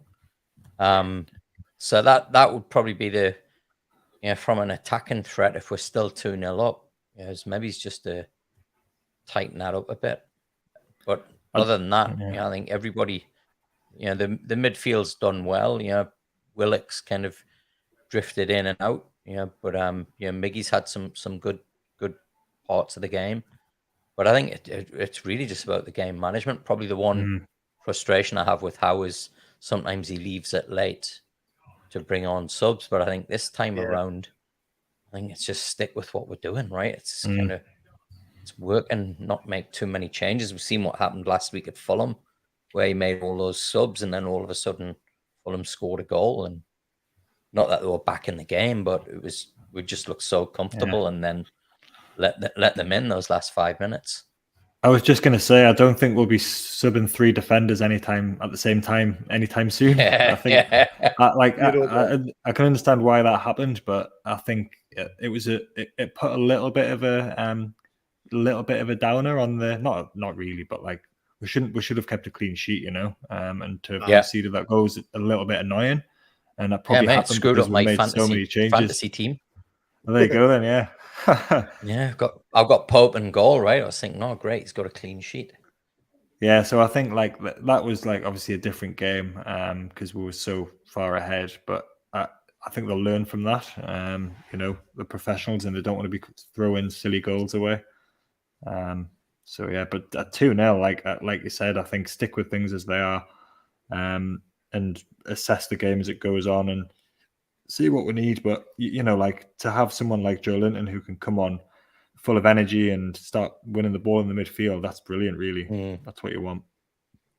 Well, just going to go through some of the other scores in the Premier League. There's only 5 fixtures today, 4 of them which are being played right now. So Leicester are beating Bournemouth away from home. They're 1-0 up. Chelsea are beating Wolves 1-0 at the Bridge. Man City are 2-0 up at home to Southampton. Surprised it's just 2. Obviously, we're 2-0 up against Brentford, and Brighton are at home to Spurs, who kick off in a few hours' time at a 5:30 UK time kickoff. And as it stands, we are currently 5th in the table. It's only goal difference, games played, that has stopped us from being in a Champions League position right now. So, if Tottenham can do us a favour and beat Brighton, that would be a canny one. But, could end the day, sat 5th in the table. No arguments there whatsoever from anybody connected with Newcastle. Your thought on that one, lads? Oh, that'd be brilliant. And to have only won 3 games out of 9, it'll be, but to be 5th just shows you like that we've not lost any. We've lost 1, which we shouldn't have lost. But like even if you're not winning, if you're picking up draws, then it's still. What was it Steve Bruce said? The accumulation of points or something. He was like, it's all about the accumulation of points. Thanks for stating the fact there, Steve. You've told us how a league table not works. When he's manager. It's not, is it? Like, there's not much accumulation of points happens when he's manager. You've been doing this how many years, Steve, and you still haven't figured it out? Now, obviously, the next goal is crucial, because if we get it, I think it's game over. If Brentford get it, they're going to think, hold on, game on here. And they're going to try and come straight at us and go for a second. The opening 10-15 minutes is going to be crucial for the next goal. And just looking at a few stats here, we've had 61% possession, 7 shots as opposed to Brentford's 1, 4 on target. Brentford have had 1. 242 passes, which 196 being successful. 149 for Brentford and 108 which have been successful. 6 corners, 5 fouls, no yellow cards. Brentford have had 0 corners, 6 fouls, and the 1 yellow card for Tony. That's not a bad whip of possession because we're averaging 60% so far this season already. And that is perfect in that ballpark figure, you consider we were used to what 25, 30%. It's a significant improvement. I don't feel how those stats should make you feel, right? Because that doesn't seem reflective of the half that I've just watched. It seemed a lot more even than that, and yet we've pushed it on the key stats. I think they've had a lot of the ball like around, and they've looked at dangerous through the middle. But I'm surprised they've only had 1 shot. Obviously, as well as the disallowed goal, it feels like they've had more than that. But yeah, I think I've just noticed Bruno a lot. He's been the most noticeable player. So he just does everything, doesn't he? Like he defends, and he's just an all around midfielder. So he's been the most eye-catching player, I'd say. Yeah, I remember when we were first linked with him, and Bobby, who is literally our fountain of knowledge when it comes to any football player in the world, he basically turned around and said, "Bruno, think of Cabaye, but better." And we're like, "Nah." Cabaye is probably the best midfielder we've had in a generation, effectively. But he's head and shoulders above what Cabaye ever was in every single department, I would say. And I'd say that's even a bit of a bold claim, to be honest.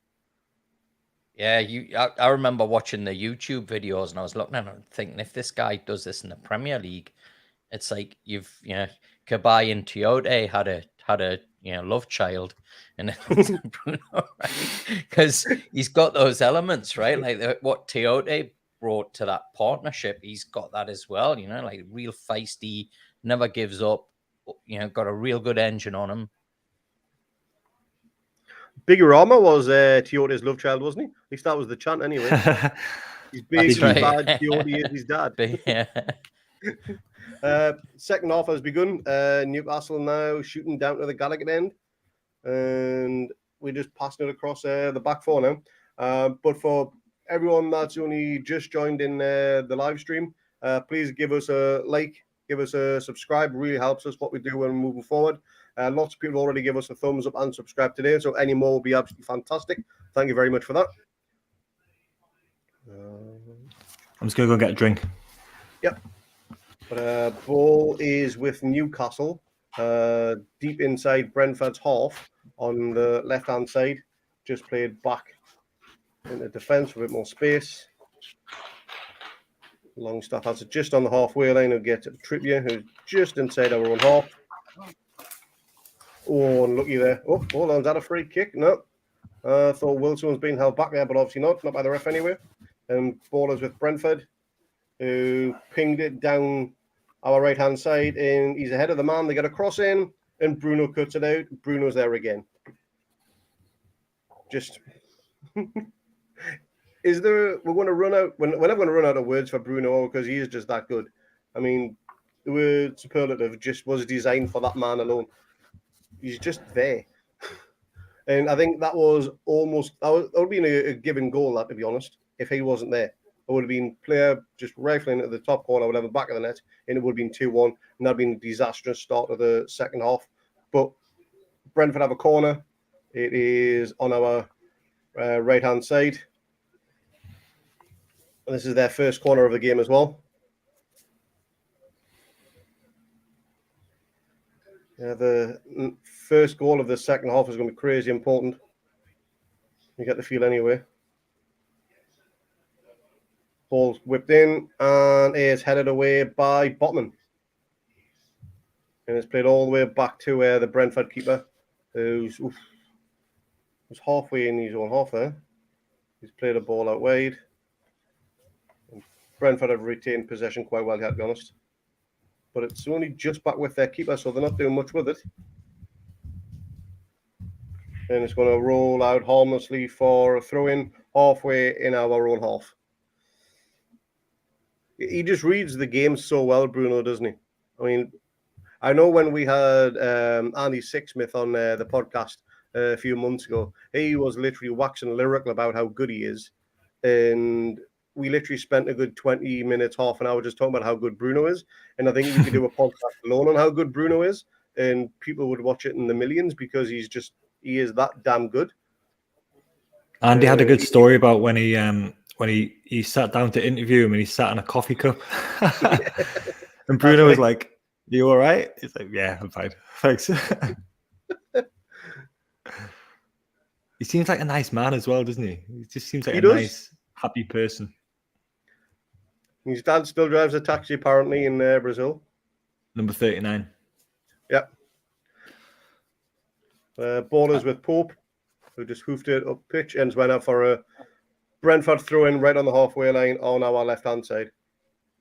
I was listening to a couple of the other podcasts doing the takeover reviews of the year anniversary, and they were talking about how, like, Bruno, and like how long do we keep hold of him, you know, like how much do we need to progress, and at what point do we need to be in the Champions League or, you know, competing for trophies before Bruno's going to want to move, you know, and because he's good enough to play in the Champions League. So what's it going to be? A couple of years, and if we're not like in the top 4, he might want to go, you know. You couldn't really begrudge him, I think. No, hopefully we'll be able to progress, but it's unlikely we'll be able to do it that quickly, I think. Well, I think he knows it's a long-term project, and he said that himself a few times. So hopefully, you know, another 2-3 years he's still with us, and we are knocking on the door of the Champions League. And isn't the talk of Premier League clubs getting a 5th spot in the Champions League in the future due to the size of the league? Possibly, yeah. It's going to go on the like the elite big clubs have worked it for themselves. So yeah, they're probably going to get another spot. It goes on the coefficient. So yeah, that can only work to our advantage. Yeah. Ball is with Brentford on the edge of their own box. They're trying to play like our style of football to get out of it, but the keeper's then is hoofed up the pitch. And Botman wins yet another header. A cracking take by Willock there. Get it into Bruno, who's got it just short for Miggy. And Willock was just sold for Longstaff sold for a hot dog there as Bournemouth played forward. And Botman mops it up. Botman, absolutely no fuss. Oh. That was slack from Shaw there. But it comes to nothing. We've yet to get a foothold in the second half yet. Kind of similar to how the first half started, to be honest.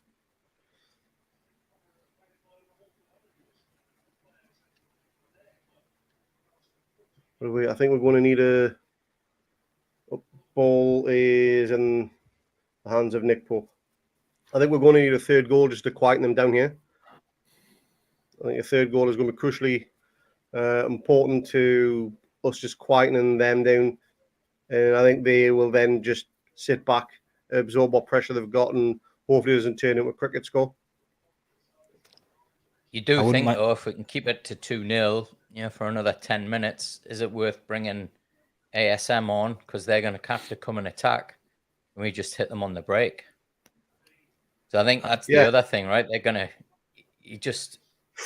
Whoa. Another good save from Nick Pope there. Shot from outside of the box down to Pope's right-hand side. He palms it out wide so it doesn't go back into play. It's like a penalty, I think. Yeah, it is.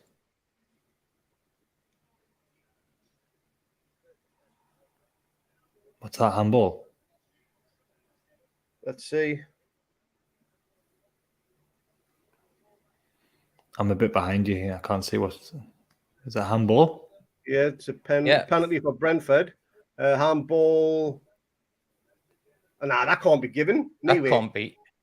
So the ball is headed from a Brentford player. Dan Burns' back is turned. His arm is up because he's jumped, and the ball has hit him on his arm from behind. Yes. Well, is his arm in a natural position? No, because you've got to jump like that. I mean, it'll be given though. Yeah. Yeah, they're not going to They're not going to tell him to turn this down.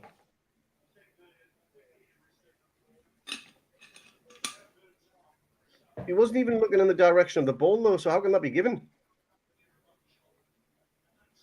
I think the VAR still looking at it. As Tony's yet to place the ball on the spot.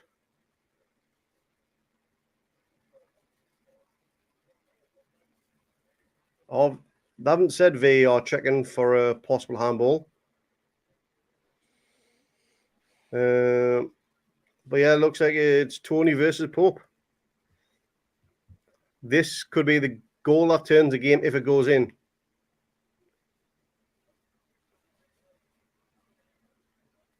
That's a harsh penalty to be given that, regardless of which team you support. Yeah, it's harsh, but I think when your arms are up like that, it's always dangerous if it hits your hand. If I was the other way around, I would be screaming for a pen for us. So I can see why he's given that. And it's in. 2-1. Tony scores. He went to his left. So the Pope's right. It was right in the corner. So even I think if Pope had guessed the right way, I don't think he would have saved it. But that turns the game. That is the goal that we did not want to concede. Next goal now is stupidly important. Yeah, I don't think Pope would have saved that. They deserve that as well. Like they've come out well in the second half. Yep. Yeah, they've definitely deserved that so far. But how will we react? Because we reacted well to where we're conceding a goal in the first half, albeit that one was chalked off. And we have the ball deep inside Bournemouth's half with a throw-in, pretty much level with their box on the left-hand side. And it's Dan Burn that's going to be taking it. And Dan Burn gets a cross in. No one there to get on the end of it. Miggy's racing to keep the ball in play, which he does very well. Good play, Miggy. It's with Trippier. He's got the long staff again just on the edge of the box. Too cute. Try to outside curl, but there was nobody there to get on the end of it. And Burn was nearly done for pace there. Yeah. Brentford went away. Bruno wins it back though, and it's 6-6. Bruno with a shot. Bruno scores. Yes! Perfect reaction. Come on, lads. Bruno with two of them. Yeah. Oh, yes. Oh, how good is this, man? Oh. I mean, perfect reaction. Perfect reaction. How incredible is it that this guy plays for us? He's ridiculous. That is just, yeah. That is so good. What about the character in the team though? To concede and to be under the cosh like that, and then just to do that, it's like it just says everything, doesn't it? Well, he's just a winner, this guy, isn't he, Bruno? Yeah, he's just a winner. He just is. Look at this, right? Fights for it. He runs with the ball. He takes a shot, probably 22 yards out. It places it. He doesn't go for full power. It's more placement than power, but he puts it in the bottom left-hand corner, and it's a cracking finish. Superb finish. Get in there, Bruno. I mean, he won it himself as well. I went 3-1, didn't I? You did. I'll tell you what, though. I'm nursing a semi on with him watching this. This is just... I mean, just who the semi right now? Yeah. Does he have to get a hat-trick for it to go full on, eh? He does. I'll be a full must if he gets a hat-trick, believe me. Yeah. I think everyone on the Tyneside will be as well, to be honest. You see, like that finish, you would expect Dan Burn is looking completely out of sorts here. Yeah. He's all over the shop. Get target on. Yeah. Yeah. Don't concede now.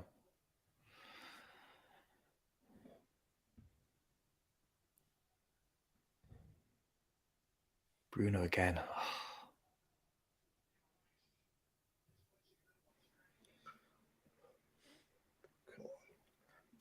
But yeah, cracking mentality from the lads to put it back. Keep that 2-goal cushion. But we've got the ball down the right-hand side. That wasn't a bad cross from Longstaff. Didn't he was so far out. But, you see the comment there from Tony at the bottom.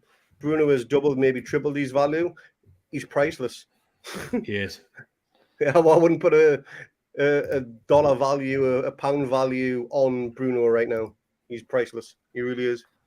That goal, you would expect him to curl that in at the far corner, and that's why it was such a good goal. Because to have the thought to deceive the goalkeeper and then to pull it off like that, he's just it's next level, isn't it? His awareness is just incredible. Yeah. Oh, Brentford have it. Oh, Nick Pope, quick off his line to come and smother that.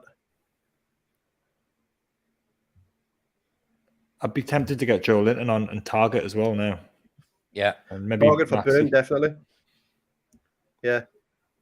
Maybe Maxi as well for whoever's tired or out of Miggy and Murphy. Murphy's done well there. Murphy wins a free kick. That's probably a good 25 yards out, so maybe too far for Trippier, but it's more left of centre of the Brentford box. But I wouldn't begrudge him taking a shot here, considering we've got that 2-goal cushion again. There's plenty of space to get it up and over that wall, and we all know he's capable of. Let Bruno take it. Yeah, why not? He can do everything else.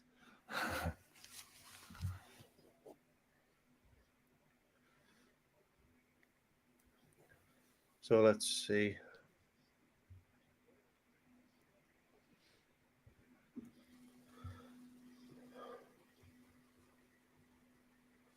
Who's standing over this?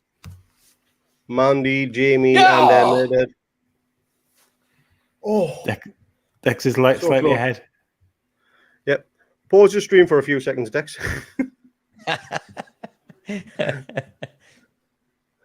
But the ball is chipped over by Trippier.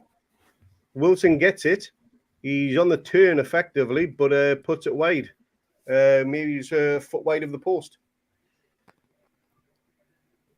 Clever free kick. With Brentford, it's with their keeper in their own box. Very creative free kick. Shea giving away an almost Lascelles type free kick on the halfway line there. And then Buemo takes a shot. He scuffs it really, but it goes off Botman's foot and rolls out for a corner for them. Again, Brentford are still in this, you seem to think, even though we've got that 2-goal cushion back. This is where we need to slow it down a bit. We need to just get Trippier to do what he does, where he just calms everything down. Yeah. But corner comes to nothing. It's went back out for a warming up. Good. I'd get Joe Linton on now, to be honest. Yeah.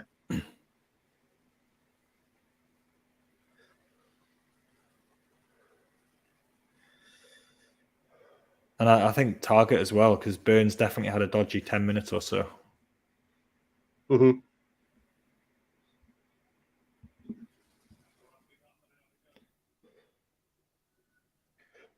Ball is cleared. Oh, it's not. It's just so good. It went for a goal kick.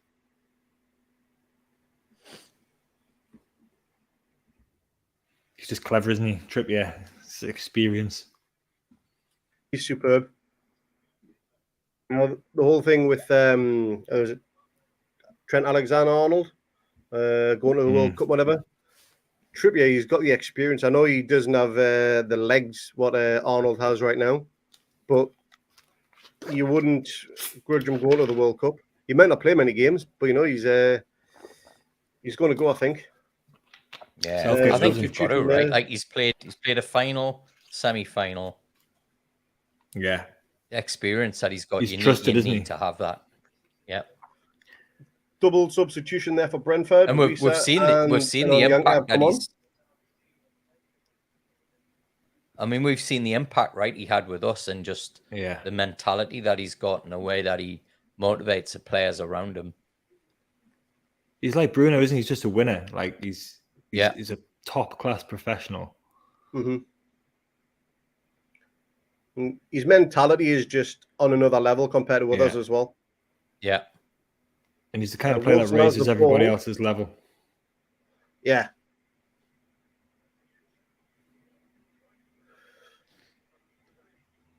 Well, I don't care what happens the next 20, 25, 30 minutes. Bruno's man of the match today. What he's done in this first 63 minutes is just, he's controlled the game, hasn't he? Mm. He's sensational. I mean, I can't remember the last player that we had where I would actually go to pay money to watch just one individual player, and that player is Bruno. Maybe Ben Arthur in his heyday, but even Bruno his all-round game is far superior. I think Cabaye is definitely the closest player that we've had to him, but he's not as good as him. Like Bruno's got more. He has. Go on. Borders with Brentford, they're just playing it out of their own half. They've just spread it out wide to our left. Trying to play it down the channels, but Botman, again, he's just there. Now he's on a surgeon run himself. He's huge, Botman, as well. He's got a massive frame. Oh, what a play by Willock. He's had a bit of a jaunt run down the left. He's beat two men. He's got a Wilson. Can he get a shot away? No, he can't. No. Oh, unlucky. Ball bobbles and it's cleared away. Cracking play by Botman and Willock down the left-hand side there. And the ref is blown. Oh, here comes Big Joe. So here's a question for you, lads. Aye. Clearly, Bruno has to play further up the pitch. When Shelby's fit again, what do you think that midfield three is going to look like? And sensational, sexy. But who's going to be dropped, right? Because we've got Willock, who's playing really quite, the best he's played in a long time. Joe Linton's not getting a game or a start anyway. Who do you think that three would be? It'll just, like everything, it'll depend on the game, won't it? But Shelby, Joe Linton, and Bruno probably is the strongest midfield. But then, like you say, you're missing out Willock, who's been good, and Longstaff's played well again today. There's a comment from Samantha there. I want to bring it up on the screen now. No, as good as Bruno is, he'll never be the little magician. No chance. What about this comment, though? Is this a relation of yours, Craig? It's not. I've seen that, right. But no, not aware of any Harrys in the family anyway. But how are you doing, Harry? He maybe knows that if we get 2 more goals, you've got to go silver. Oh, shit, yeah, we got the 3rd goal from your head, didn't I? Bollocks, I forgot about that. No, let's not get 2 more goals. But it's going to be hard now to see the difference between Bruno and Joe, with both having the same hair. Yeah, I just thought that was Bruno and it was Joe Linton. Yeah. But the ball is with Trippier at wide with a neat little triangle there between Longstaff, Bruno, not Bruno, Trippier. Oh, what a ball that is. No. Free kick. It's little free kicks that Longstaff gives away, which so far at least prevent him from getting to that next level. He just doesn't seem to have that one step ahead. Like what Bruno's a good 3-4 steps ahead of everyone. But if he can just iron those out of his game, he's going to be a much better player for it. Oh, we got a corner actually. Did we? Fair enough. Yeah. So Trippier with the corner on the right-hand side of the Gallagher end. Going to go for an in-swinger. Trippier takes it. Cleared by Brentford. And Willock tries a shot from distance and it bobbles out for a goal kick.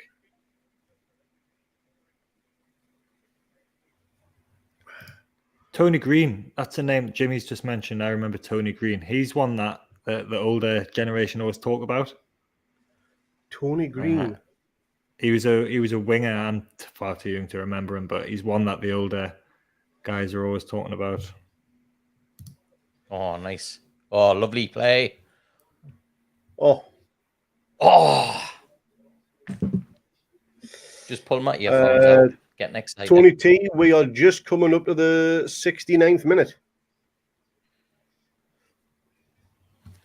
Cracking intricate play there by Big Joe and Willock, but Willock gets a shot away. Two defenders slightly get the block in. Another corner to Newcastle.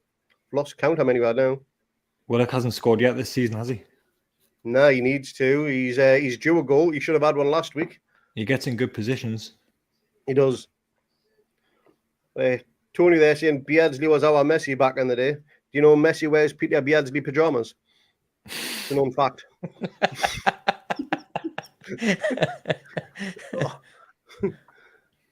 Corner is cleared only to Miggy, who deflected. Joe, the back to you, Bruno. Oh, no, bit of pinball in the box, and it's cleared. It seems though every man and his dog had a shot there, but it just did not go in.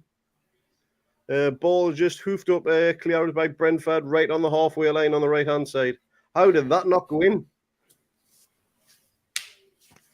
So shot from Miggy was deflected. Felt the Big Joe, backheeled it, squared it to Bruno. Terrible by Wilson, mind. It was. He scuffed his shot. If he had hit that plum, that would have been 4-1. Yeah. But literally 70 minutes played now. And Big Joe's seen a fair bit amount of the ball already. Looks like Willock is playing a lot more on the left now than previously. Trippier has the ball out on the right. Squares it to Bruno. Gets it to Miggy.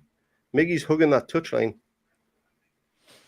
Oh, another corner. Bruno trying to thread the eye of a needle there. Doesn't pay off, but we do get a corner from it. We've had 61% possession this half. So again, right in that ballpark figure of what we've seen for the season average. I think that's Brentford have had 61, isn't it? Yeah. Which I'm it really is. surprised about. So it's exactly the opposite for the half. I thought it was for us. Yeah. Well, apologies there. Now, the first half we were 61 and then we're 39 in the second half. I know they were good before they scored, but that's still quite surprising. Yeah. It's possession stats, I don't know about them. Nothing but again, Newcastle still have it. Oh, Miggy is literally trying everything to get the ball in the net these days. The corner comes to nothing, but it's defended out by Brentford. Miggy on the half volley slices it, but it goes harmlessly wide. But there was a lot of power behind it. If that was on target, I don't think the keeper would have got anywhere near it, to be honest.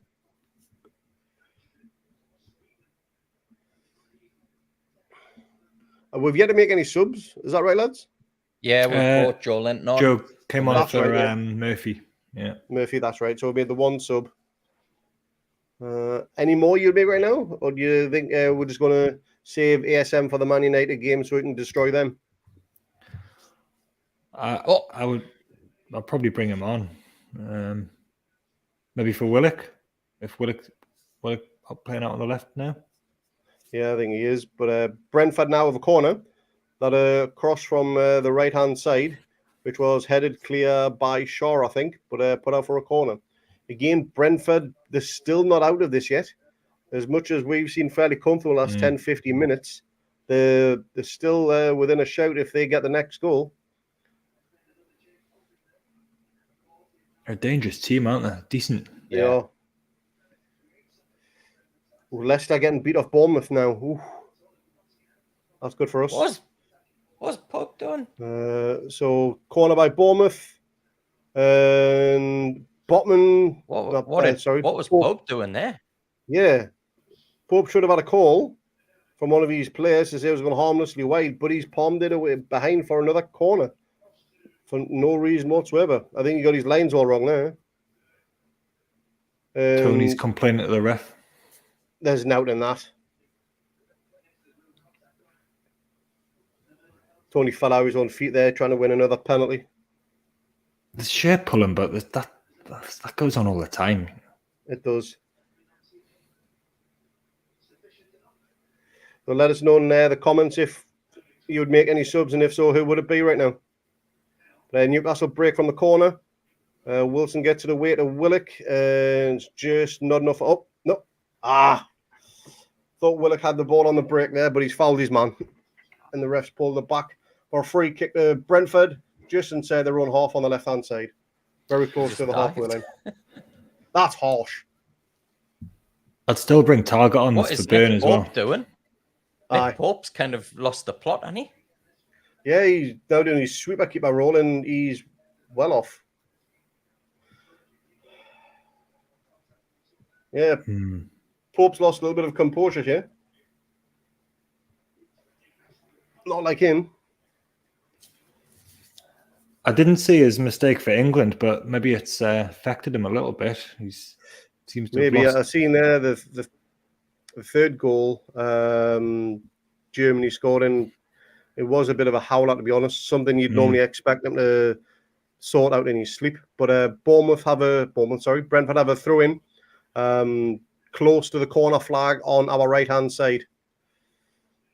And throw in is taken, cleared out, but Brentford crossed back in. That was too close. And it's headed wide. Just wide of the post. Now the game's getting more open. You're thinking, yeah, give ASM a shout, just like what Declan said there. Same for Tony T. It's a game crying out for him to run at people, maybe. And he's only going to terrorise. He does. Hickey. Well, that's it. He gives Brentford something to think about, doesn't he? If they go all out attack. Mm-hmm.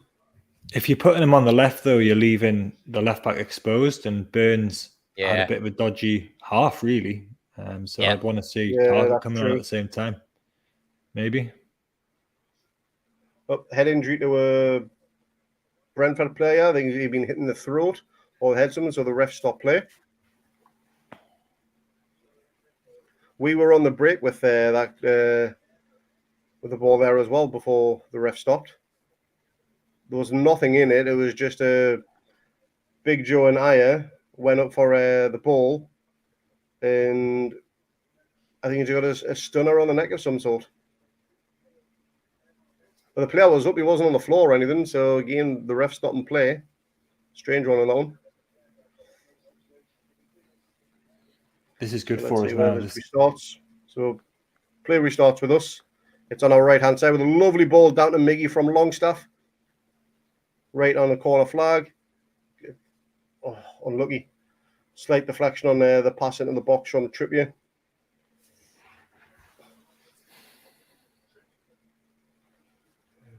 Botman gets the ball back to Pope. Chips of field. And that has gone harmlessly out for a throw into Brentford, probably halfway in their own half. 15 minutes left to go, plus stoppage time. Newcastle lead 3-1. Oh, nice touch. 2 goals from Bruno and 1 from Murphy. Oh.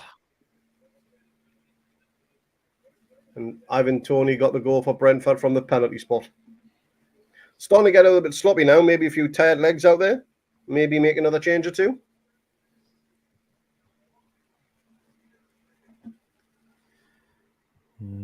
Yeah, I'd have Target on. Target for Burn. Easy swap. Yeah, that's what Tony T's saying as well. He maybe doesn't want to change the whole left side at once, but they would be the kind of obvious changes you would think. Target and Maxi. Maxi's got coming cramp. On. I'm not surprised Bruno's got cramp. Yeah. Oh, it's good to see Maxi back, isn't it? It is. It really is.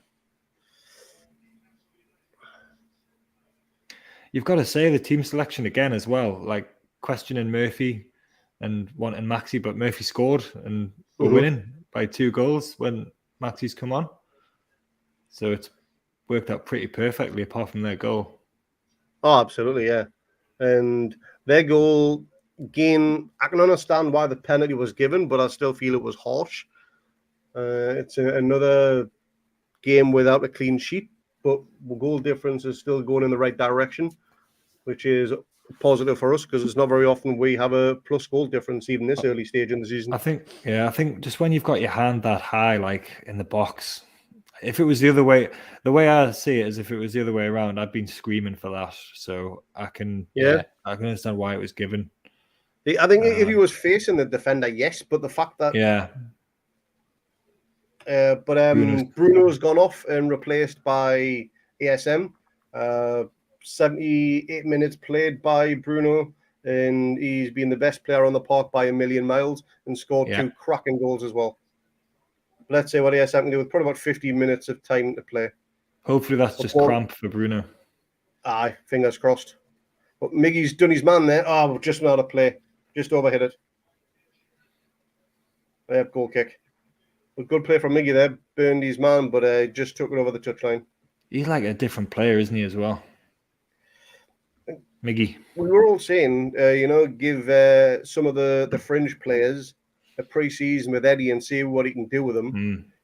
And that just shown what Eddie is capable of doing. Because we all thought Miggy was going to be at the club at one point. Yeah, he's had the craft in Joe Linton treatment, hasn't he? He's just doing. He still needs more end product. Like obviously he got his 2 goals last week, but he hasn't got any assists this season yet. Yeah. So if you can add that, what a player, you know. Absolutely. He's 28 now, so he's coming into his peak. But it's like with most players, if you get good players around you, Bruno, and Maxi will benefit from it as well. You know, you better all of a sudden. Oh God, yes. The team playing with confidence. I wonder if it was maybe a language thing as well, because I've noticed that Miggy hasn't picked up English anywhere near as quick as what Bruno has. So maybe having somebody speaking his native language on the pitch has helped them. Yeah. And that's something to do with it. But ball is with Joe Linton, who's out on the left. Maxi, I think, got his first touch. He's just turning and running with the ball. He's halfway in. Lovely legs. His feet are so quick when he wants to, Maxi. But did we get a free kick there? Oh, no. Ball is still in play. It's with Dan Byrne over on the left-hand side.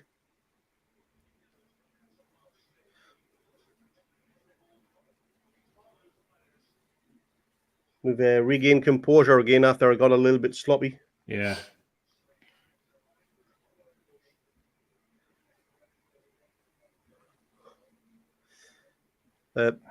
Thanks to everyone that so far give us a thumbs up on this live stream. We've hit 50 likes. Let's even get another 50 before the final whistle. That'd be absolutely awesome if you could. Cheers for everyone. Maxi's going a little dance and he's still got the ball. Oh, handball.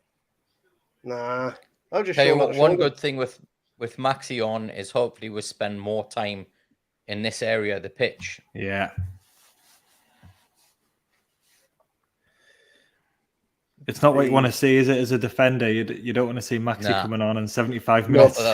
Not fresh legs for the last 10 minutes. When you've had a hard game as it is, yeah.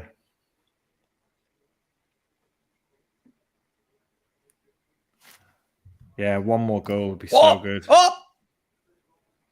Yes! Miggy! I'm behind. Yes, I'm behind as well. But another fuck up from their goalkeeper. Yeah. Another fuck up. Yep, 2 assists for Raya. Yes. Miggy. One more goal and you're going white, my boy, if we get one more goal. Craig's terrified. But he's like, right, I think we should take ASM should come off now. Let's get But Miggy with another goal there. So mix up from the defender, pass it back to the keeper. The pass back short. Miggy pounces on it, rounds the keeper, and puts it into the back of the net. 4-1 Newcastle, 82 minutes played. Come on. Another 4-1 win so far. When was the last time we scored 4 goals, 2 games in a row? That's one for 8 goals back to back. That's insane. And there's still time for more as well. Hopefully not. Well, I did say 4-1 if ASM started, so I'll change my mind and say if it comes on for the last 10 minutes. I think I'm just about confident in saying that I think we've won now. I think. Yes. Yeah. Yeah. And this one is for you, Target's Keegan. coming on. Triple substitution. Keegan's got a review where we've won. I know. It's triple sub. So Trippier goes off for Target. And it's going to be Wilson for Wood, you'd imagine. And I think it was Anderson I've seen up there as well. Yeah, so it's Wood for Wilson. That's just a natural swap. And Anderson will got to be for Willock. You'd imagine Willock's just run his legs off today. Are we time wasting? Eddie watches the pod. He knows that Craig's got to dye his hair silver, and he doesn't want to. He doesn't want to do it to Craig. He doesn't. Eddie loves me, and I love Eddie. One more goal will be tied in fourth. Harry says. What is this? What is this club? There you go. I know. What's going on? Honestly, it's like. But like we've been saying, like we've been building towards a win like this. It's good to do it. It's good to do it against 11 men as well. This has been a bit dodgy at times, but I think we've still deserved it, and we've mostly been in control. Basically, thanks to Bruno. Yeah, the brilliance of Bruno does it again. Another goal for Miggy as well, though. That's 4 for the season now. I think he's our top goal scorer right now. Oh, yeah, he's defending. Oh, Elliot Anderson, good defending there. But Bournemouth, Newcastle have got it, and we are on a break with Maxie's halfway in our own half. Has got it to Big Joe, who somehow managed to stay on his feet there. We got a throw in halfway in our own half on the left hand side. But another 4 goals, and we were all thinking, could Brentford sit back like Bournemouth did? Nah, I think teams now, they know if they're going to try to attack us at home or anywhere, to be honest, they're going to be in for a tough game. Yeah, I worry in future whether teams are going to look at this and look at Man City, who attacked us and who we scored 3 against, and think, let's just sit back. But if they do that, it's up to us to find ways of breaking that down, whether that's by signing Maddison or somebody like that in January. Yeah. But it's on us to find the solution to that problem, and it's a pretty big sign of respect if clubs start doing that against us. It's just like you just keep looking back to last season, don't you? Yeah. And just thinking, I think turned so quick? That Bournemouth game, right? Where Gimaresh was sitting 10 yards deeper. He was playing like that holding midfielder role. And I just think, if he'd have been 10 yards further up the pitch, it could have been a different story, because he just makes things happen, right? Like, it's not just his creativity with the passing we've seen today, the 2 goals that he scored. You look at the goals that he scored for us, like every single one of them is completely different. I mean, his first goal, because he's only ever scored 2-headed goals in his professional career, and both come for us. Yeah. And his second goal was just sublime as well. Winning the goal back, his little run, and then to put in the bottom corner. Even Bournemouth, we came from a goal behind as well. We've done that quite a lot this season, haven't we? We've picked up points from losing positions quite a lot of times. But Brentford, they haven't given up yet.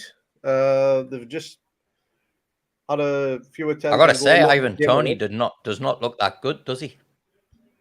Not from what we've seen, but I've said this. Neither did Mitro last week. When they come against Botman, he just seems to keep players quiet. He's that good. I mean, Botman, he's only 22 himself, I believe, as well. Maybe 23. Botman's 22, yeah. Yeah, I mean, he'll have another 15 years in the game if he looks after himself. I'm doing the review of this, and I'm going to talk about Botman. I think for weeks we should have been it's time to talk about him, how good he's been and how settled Yeah. he's been. And he's just, it's like he said, he's been here forever. He's fantastic. He's comfortably our best defender in the last 10 years. Better than Colaccini by a mile. And better than Woodgate in the short term he was here. It's a big call early, but I think he's definitely going that way. Yeah. Yeah, and you look at Dan Burn and the impact that he had coming in, and he was brilliant, right? But Botman's two levels. He's class. Yeah, he's above what Dan Burn's doing at the minute. Hasn't played for the Netherlands yet either. The senior team, that can't be far away. But Newcastle have a free kick, probably 10 yards outside of their own box. There was a pull on the shirt of Elliot Anderson as he tried to break, and they just took one for the team and give away a needless foul. But we are in the 89th minute. Can't be much long left of extra time, maybe 3 minutes max. But can Newcastle get a fifth? I hope not, but I also hope they do as well. Yeah, I was going to say, hopefully the ref does a Liverpool for us, so that we get another 9 minutes of extra time. Even if we don't score, it'll just be fun watching you, Craig, for 9 minutes of added time. God, I hope not. That comment from Tony there, wouldn't have Grealish is watching. Miggy with another one. Oh, yes! You're getting your head on. It's an own goal. No way. It's fine. It's an own goal by Brentford. No way. Oh, fuck me. Why did I say that? No way. Oh well. Great. By your mistake, because that was clearly a mistake.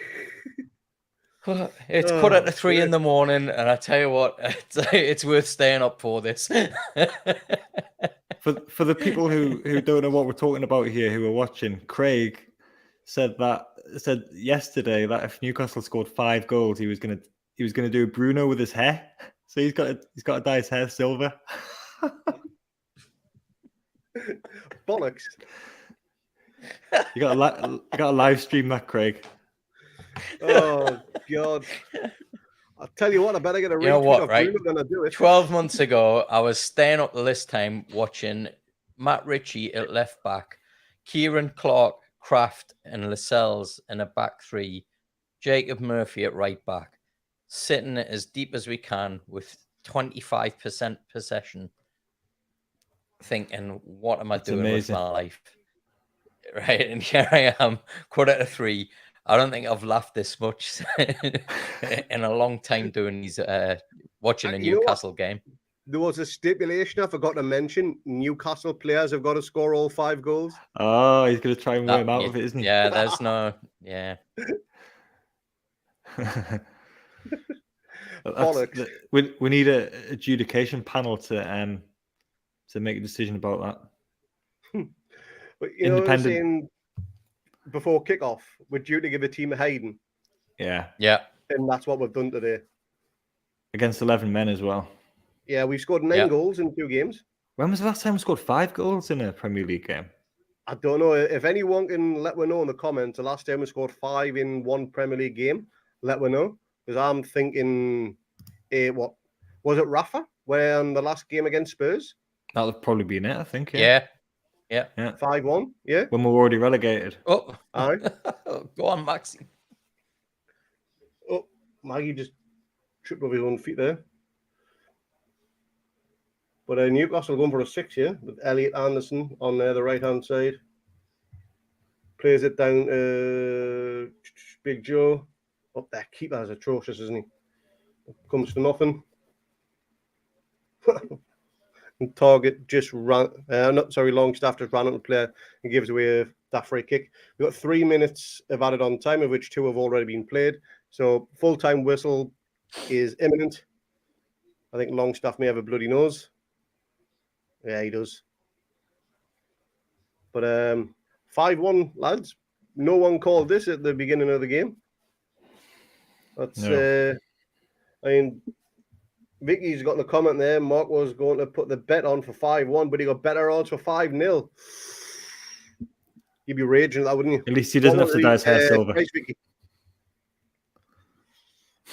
I'd be raging at that. Where can you get silver hair dye from, Craig? I'm just wondering. I don't know. I'll find it somewhere. Kmart or Target, probably. Yeah, probably. I even have to get the spray on shit. I think we should let you do your No, interview you gotta go first, you gotta go the real deal, man. I'm not paying $200. Fuck that shit. Oh. Maxi wins a throw in. Just get one we of the are kids from, in added on time in extra time now. This should be pretty much it. That should be full time. Great performance. And it is. Yes. Come on. Full time, 5-1 win. That is absolutely glorious for everybody but my hair. I keep doing this. I haven't got any, right? It's like... Super Drug, Northumberland Street. I'm a bit far away from Northumberland Street, mate. Mackay, Let's do internet orders.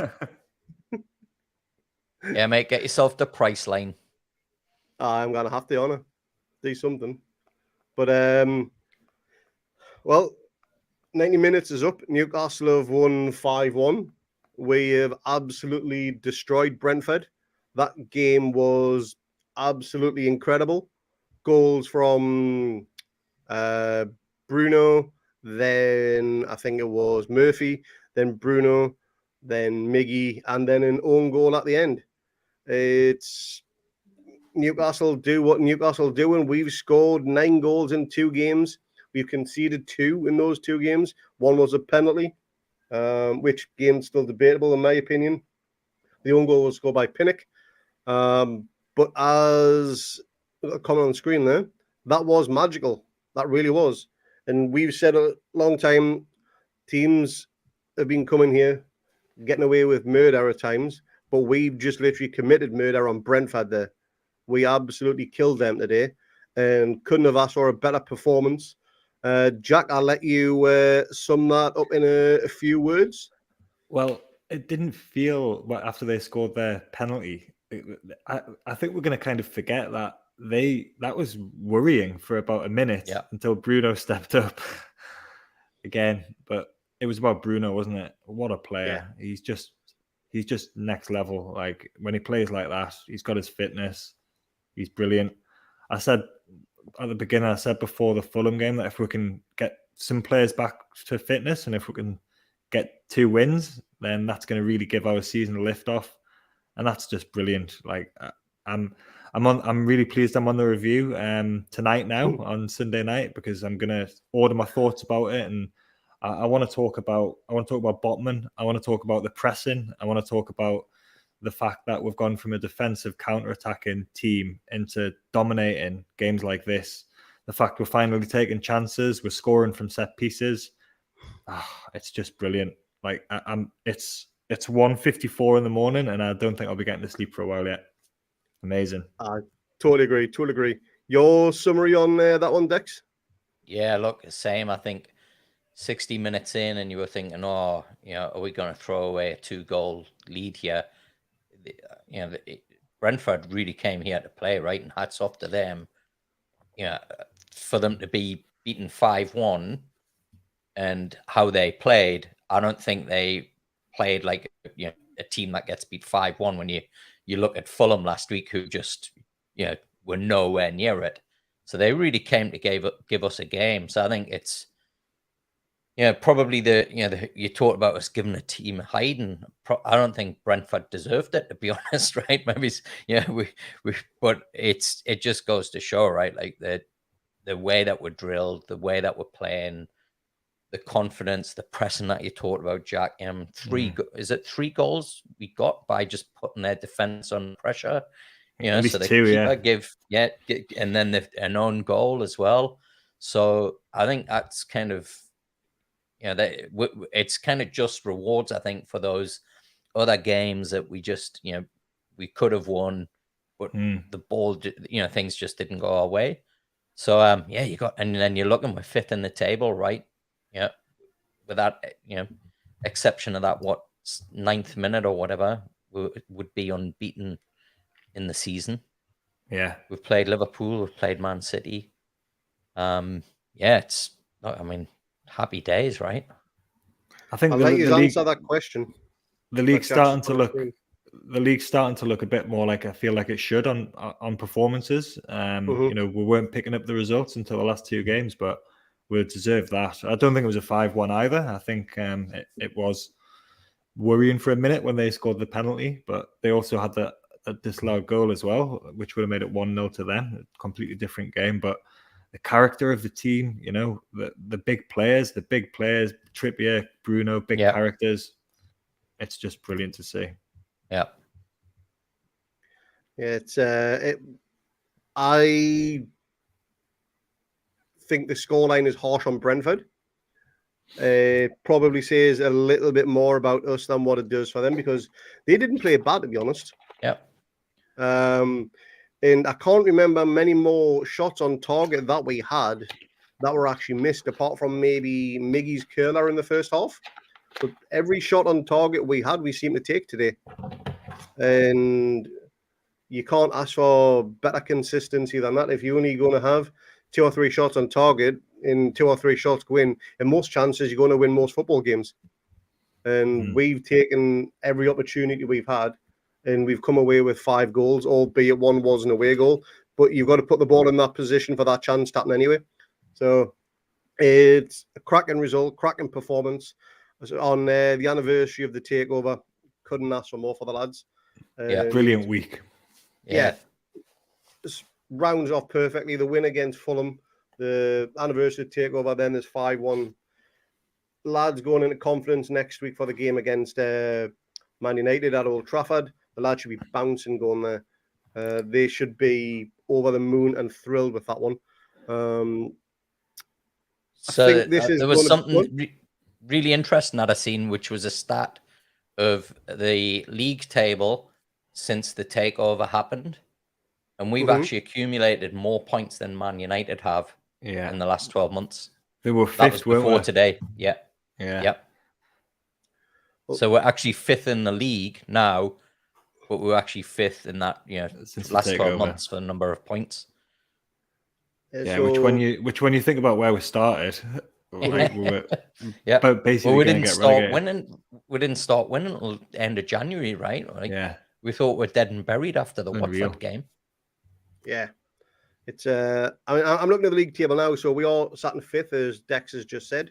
So played 9, won 3, drawn 5, lost 1, scored 17, conceded 9. We're on a +8 goal difference. How weird is that for Newcastle? When was the last time we did that?